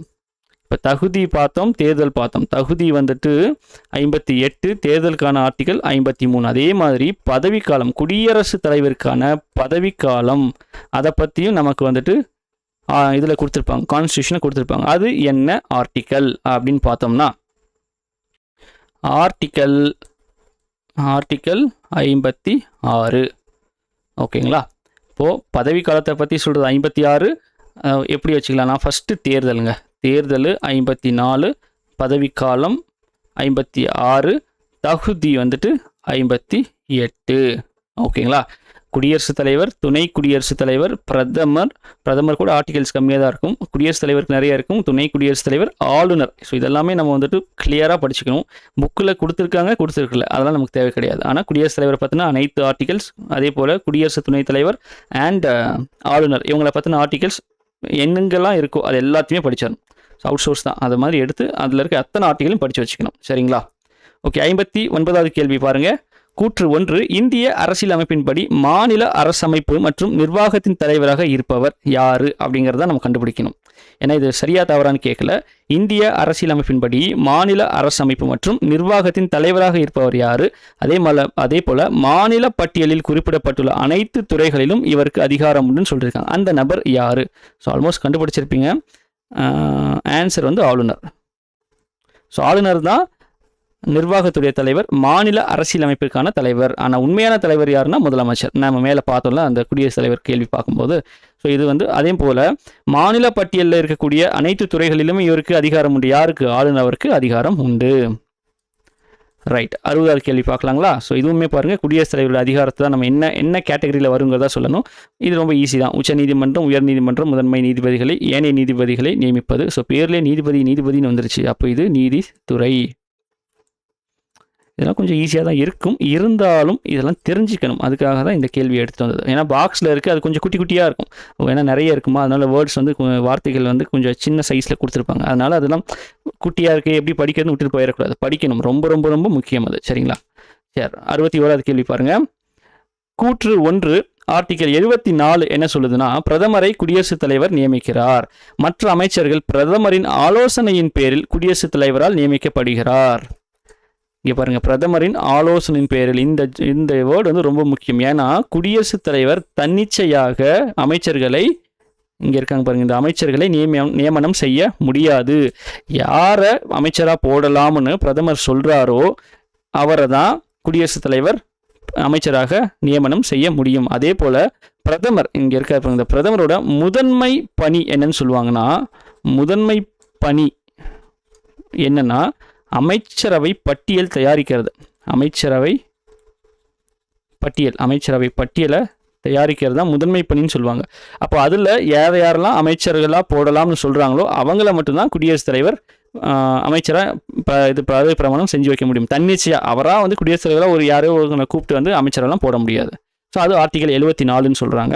75 என்ன சொல்கிறாங்கன்னா, குடியரசுத் தலைவருக்கு உதவவும் ஆலோசனை வழங்கவும் பிரதமரை தலைவராக கொண்ட ஒரு அமைச்சரவை. ஸோ இதுதான் கான்செப்ட். ஒரு அமைச்சரவை ஃபார்ம் பண்ணுவாங்க. அந்த அமைச்சரவைக்கு யார் ஹெட்டாக இருப்பாங்க? பிரதமர் தான் இருப்பார். ஸோ அந்த விஷயத்த சொல்கிறது ஆர்டிகல் 75ன்னு சொல்கிறாங்க. ஸோ 2 கூற்றும் சரியா தவறான்னு பார்த்தோம்னா நல்லா கவனிங்க. 74 தான் இதை சொல்லும். ரெண்டு ஸ்டேட்மெண்ட்டுமே இன்டர்சேஞ்ச் பண்ணி கொடுத்துருப்பேன். ஆர்டிகல் 74 என்ன சொல்லுதுன்னா, குடியரசுத் தலைவருக்கு உதவவும் ஆலோசனை வழங்கவும் பிரதமரை தலைவராக கொண்ட ஒரு அமைச்சரவை இருக்கும்னு சொல்கிறது ஆர்டிகல் 74. 75 வந்துட்டு இதை சொல்லும், பிரதமரை குடியரசுத் தலைவர், அதை நியமனத்தை பற்றி சொல்லும். ஃபர்ஸ்ட்டு பிரதமரை தலைவராக கொண்ட ஒரு அமைச்சரவை இருக்குன்னு சொல்லக்கூடிய ஆர்டிகல் 75. 74 75 என்ன சொல்லுதுன்னா, அப்படி ஒரு அமைச்சரவை குழு ஃபார்ம் பண்ணாங்கன்னா அதில் இருக்க பிரதமர் ப்ளஸ் மற்ற அமைச்சர்களுக்கு பதவி பிரமாணம், அந்த நியமனத்தை செஞ்சு வைக்கக்கூடியவர் தான் குடியரசுத் தலைவர். சரிங்களா? ஸோ அதை கொஞ்சம் மாற்றி கொடுத்துருப்பேன், அதை மட்டும் கிளியராக பார்த்துக்கோங்க. ஏன்னா ரொம்ப முக்கியம். இந்த பிரதமருக்கு 74, 75, 76, 77, 78 இவ்வளோ தான் அவருடைய ஆர்டிகல்ஸு. அதில் இன்னொரு முக்கியமான ஆர்டிகல் இருக்குது 78. இது வந்து என்ன சொல்லுது அப்படிங்கிறத கமெண்ட்ஸில் சொல்லுங்கள், மறக்காமல் சொல்லணும். இல்லை இது வரைக்கும் யாருமே கமெண்ட்ஸில் வந்துட்டு இன்ட்ராக்ட் பண்ண மாதிரி தெரியல. சொல்லுங்கள். நம்ம ஒரு ஹெல்த்தியான டிஸ்கஷன் தானே, எதுக்கு என்ன வரும் அப்படிங்கிறத நம்ம கேட்குறோம், ஒரு வீடியோலையும் கேட்குறோம். பட் யாரும் பெருசாக இன்ட்ராக்ட் பண்ணலை. பட் பண்ணால் பெட்டராக இருக்கும். ஸோ 78 ஆர்டிகல் 78 என்ன சொல்லுது அப்படிங்கிறத தெரிஞ்சவங்க கண்டிப்பாக கமெண்ட்ஸில் சொல்லுங்கள். ஒரு 30-40 செகண்ட் ஆகுங்களா டைப் பண்ணுறதுக்கு. ஸோ அது கொஞ்சம் மறக்காமல் பண்ணுங்கள். ஆர்டிகல் 78 நல்லா ஞாபகம் வச்சுக்கோங்க. ஆர்டிகல் 78 க்ளூவுமே கொடுத்துட்டு அந்த பிரதமர் சம்மந்தப்பட்டது அது என்ன அப்படிங்கிறத நமக்கு கமெண்ட்ஸில் சொல்லுங்கள். ஓகேங்களா? ரைட். 62வது கேள்வி, இந்திய அரசின் நிர்வாக விவகாரங்களை பார்த்துக்கொள்ளும் உச்சமான ஆட்சிக்குழு. இந்திய அரசின் நிர்வாக விவகாரங்களை பார்த்துக்கொள்ளும் உச்சமான ஆட்சிக்குழு. இவங்க தான் வந்துட்டு ஹையஸ்ட் பவரில், அதாவது அந்த ஹையரார்க்கியில் ஹையஸ்ட் உச்சமான ஆட்சிக்குழு யாருன்னா இந்த அமைச்சர்கள் குழு தான். அமைச்சர்கள் குழு இவங்க தான் இந்திய அரசுடைய நிர்வாக விவகாரங்களை வந்து பார்த்து சொல்லுவாங்க. சரிங்களா? ஓகே. 63வது கேள்வி பாருங்க. எந்த ஆண்டு 2 அல்லது அதற்கு மேற்பட்ட மாநிலங்களுக்கு ஆளுநராக ஒருவரை நியமனம் செய்யலாம் என்ற அரசியலமைப்பு திருத்தம் கொண்டு வரப்பட்டது? ஏன்னா 1950 வந்துச்சு இல்லைங்களா கான்ஸ்டியூஷன் வந்துட்டு என்ன பண்ணோம், நடைமுறைக்கு வந்தது ஜனவரி 26. அப்போ பார்த்தீங்கன்னா ஒரு ஸ்டேட்டுக்கு ஒரு ஆளுநர், அந்த கணக்கு தான். அதை என்ன பண்ணுறாங்க, ஒரு நிமிஷம், என்ன பண்ணுறாங்கன்னா அதில் திருத்தம் கொண்டு வராங்க பாருங்கள். ஒரு ஸ்டேட்டுக்கு ஒரு ஆளுநர் இருந்ததை 2 அல்லது அதற்கு மேற்பட்ட மாநிலங்களுக்கு ஒரே ஆளுநரை நியமனம் செய்யலாம் அப்படின்னு ஒரு திருத்தம் கொண்டு வராங்க. அது எந்த ஆண்டுன்னு பார்த்தீங்கன்னா 1956. எத்தனாவது சட்ட திருத்தம்னு பார்த்தீங்கன்னா 7th அமெண்ட்மெண்ட், 7வது சட்ட திருத்தம். அதில் தான் வந்துட்டு 1956 இந்த விஷயத்தை கொண்டு வந்திருப்பாங்க. அதுக்கு முன்னாடி வரைக்கும் ஒரு ஸ்டேட்டுக்கு ஒரு ஆளுநர் தான், அதுதான் வந்து கான்ஸ்டியூஷன் சொல்லியிருப்பாங்க. அதுக்கப்புறம் ஒரு அமெண்ட்மெண்ட் கொண்டு வராங்க. ரைட். இந்த 1956 இதில் இன்னொரு ஃபேமஸான ஒரு விஷயம் நடந்தது, ரொம்ப ரொம்ப ரொம்ப ஃபேமஸான விஷயம். என்ன ஞாபகம் இருக்குங்களா? என்னன்னா இந்த வருஷம்தான் மாநில மறுசீரமைப்பு சட்டம் கொண்டு வரப்பட்டது. அதாவது லீகலாக இப்போ 7th அமெண்ட்மெண்ட்டில் இதையும் சொல்லியிருப்பாங்க, மாநில மறுசீரமைப்பு சட்டம். அதில் என்ன பண்ணியிருப்பாங்கன்னா மொழி வாரியாக லிங்குவிஸ்டிக் பேசிஸில் மொழி வாரியாக மாநிலங்கள் பிரிக்கப்பட்டது. அதுக்கு முன்னாடி மொழி வாரியாக பிரிக்கலாங்கிறது நிறைய வந்து பிரச்சனை போயிட்டு இருக்கும். அதில் பிரிக்கலாமா வேணாமான்னு நிறைய கமிட்டிஸ் போட்டிருப்பாங்க. அந்த கமிட்டிஸ் ரொம்ப ரொம்ப முக்கியம். அதை நம்ம பின்னாடி தனியாக பார்க்கலாம். ஏன்னா அந்த கமிட்டிஸ்லாம் வந்து அடுத்தடுத்த லெசன்ஸில் வரும், அதை பார்க்கலாம். இது வந்து ஆக்சுவலாக அடுத்த லெசனில் இருக்கிறது தான், இங்கே தெரிந்ததுனால சொல்கிறேன். 1956 என்ன 7வது அமெண்ட்மெண்ட், அதில் ஒரு பகுதி பார்த்தீங்கன்னா அதில் ஒரு விஷயம் என்ன பண்ணியிருப்பாங்கன்னா 2 அல்லது அதற்கு மேற்பட்ட மாநிலங்களுக்கு ஆளுநராக ஒருவரை நியமனம் செய்யலாம்ங்கிற அந்த அமெண்ட்மெண்ட் பண்ணியிருப்பாங்க. அதே மாதிரி மாநில மறுசீரமைப்பு சட்டத்துக்கு லீகலாக அதுக்கான இது வந்துட்டு அங்கீகாரத்தை கொடுத்து இந்த 1956 தான் அந்த ஃபஸ்ட்டு வந்துட்டு மொழிவழி வாரியமாக மாநிலங்கள் பிரிக்கப்படுகிறது. அடுத்தது 64வது கேள்வி பாருங்கள். இதுவுமே பாருங்கள், ஒரு குடியரசுத் தலைவரோட அதிகாரம். என்ன அதிகாரம்? நாடாளுமன்றத்தில் நிதிநிலை அறிக்கையை சமர்ப்பிக்க செய்தல் மற்றும் நிதிக்குழுவை நியமனம் செய்தல். இது வந்துட்டு என்ன அதிகாரம்? ஸோ இங்கே நிதின்னு வந்துருச்சு. நிதின்னு வந்தால் நிதித்துறை, நீதின்னு வந்தால் நீதித்துறை. பாருங்கள், பேசிகிட்டே நீதின்னு எழுதுகிறேன். நீதித்துறை. நல்லா சும்மா இதே கேள்வி கேட்டுட்டு இருக்காங்களே அப்படின்னு நீங்கள் வந்து இது பண்ண வேண்டாம். ஏன்னா இது ரொம்ப முக்கியம். அதனால தான் அதிலே வளைச்சி கேட்டிருக்கேன். ஓகேங்களா? ரைட். 65வது கேள்வி என்ன பார்க்கலாங்களா?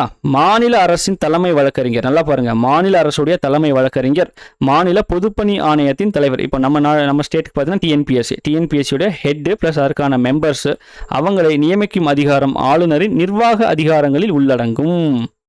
நிர்வாக அதிகாரங்கள் இப்போ ஜென்ரலாக நிர்வாக அதிகாரங்கள்லாம் என்னென்ன எப்படி ஞாபகம் வச்சுக்கலாம்னா, ஆளுநர் யாருக்கெல்லாம் அப்பாயின்மெண்ட்ஸ் கொடுப்பாங்க, அதாவது நியமனம் யாருக்கெல்லாம் செய்வாங்க, அது எல்லாமே நிர்வாக அதிகாரத்துக்குள்ளே வரும். அப்போ இவரை அப்பாயின்ட் பண்ணுறது யார்? ஆளுநர். அதே மாதிரி டிஎன்பிஎஸ்சி, அதாவது பப்ளிக் சர்வீஸ் கமிஷன் போர்டு, அதுக்கான தலைவர் ப்ளஸ் சேர்மன் ப்ளஸ் மெம்பர்ஸ், உறுப்பினர்கள் யார் அப்பாயின்ட் பண்ணுவா? ஆளுநர் தான். அப்போ இந்த ஸ்டேட்மெண்ட் சரிதான், எந்த தவறும் இல்லை, சரியான ஸ்டேட்மெண்ட்டு. அடுத்தது பாருங்கள், 66வது கேள்வி. இங்கெல்லாம் எப்படி இது வந்து தெரில. ஓகே, 66வது கேள்வி. ஃபர்ஸ்ட் ஸ்டேட்மெண்ட் பாருங்கள். ஆர்டிகல் 155 இந்திய குடியரசுத் தலைவர் தனது கையெழுத்து மற்றும் முத்திரையிடப்பட்ட ஆணை மூலம் என்ன பண்ணுறாரு? ஒரு மாநிலத்தின் ஆளுநரை நியமனம் செய்கிறாருங்கிறது ஆர்டிகல் 155. ஆர்டிகல் 156 என்னன்னா ஆளுநரின் பதவிக்காலம் பற்றி கூறுகிறது. ஸோ இந்த 2 ஸ்டேட்மெண்ட்டும் கரெக்டாக, ஆர்டிகல் 155 ஆர்டிகல் 156 இது ரெண்டுமே வந்து கரெக்டாக தான் சொல்லப்பட்டிருக்கா அப்படின்னு பார்த்தீங்கன்னா எஸ், 2 ஸ்டேட்மெண்ட்டுமே சரிதான், இரண்டும் சரி. ஆர்டிகல் 155 குடியரசுத் தலைவரால் ஆளுநர் அவர்கள் நியமனம் செய்யப்படுவதை சொல்லக்கூடிய ஆர்டிகல் 155.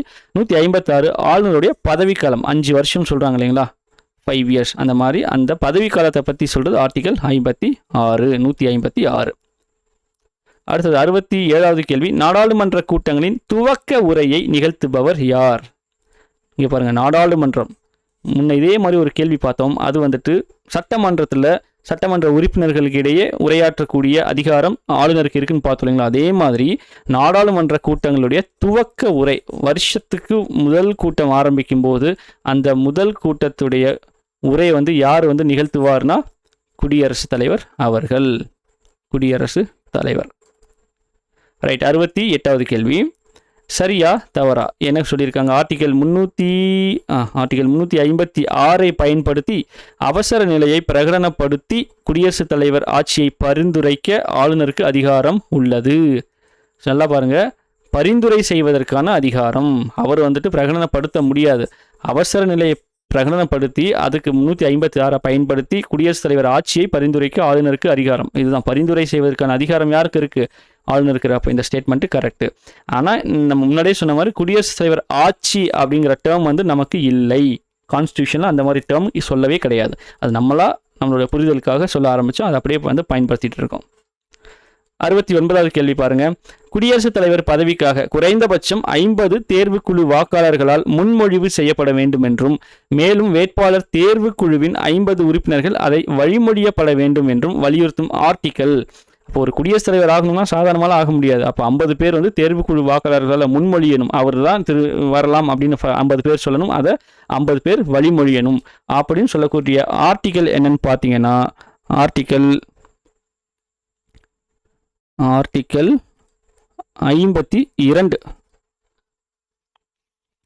ஆர்டிகல் 52 தான் மத்திய அரசுக்கான முதல் ஆர்டிகல் இல்லைங்களா?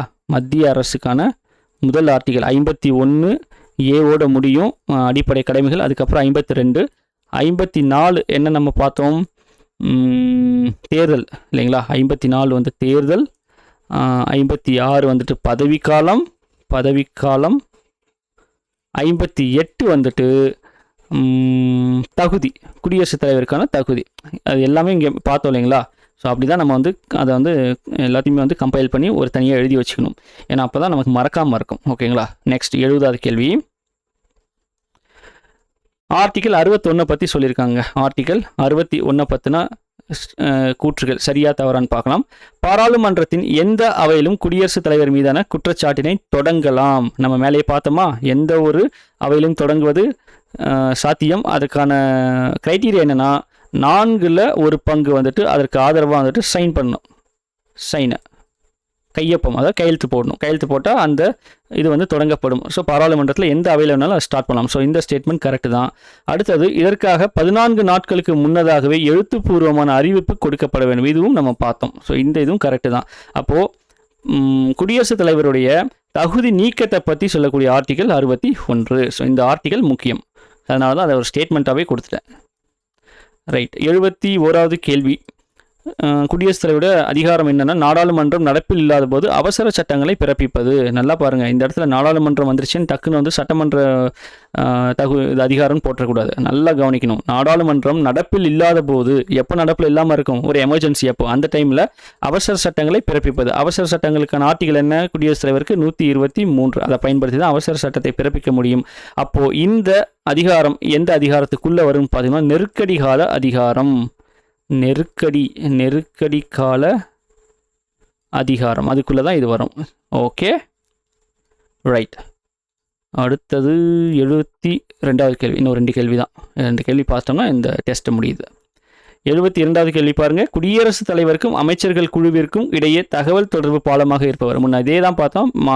அதாவது பாராளுமன்றத்திற்கும் அமைச்சரவைக்கும் இடையே பாலமாக இருப்பவர் பிரதமர். அதே போல் குடியரசுத் தலைவர் ப்ளஸ் அந்த அமைச்சர்கள் குழு, இவங்களுக்கு இடையே தகவல் தொடர்பு பாலமாக இருப்பவரும் பிரதமர் அவர்களே. ரைட்.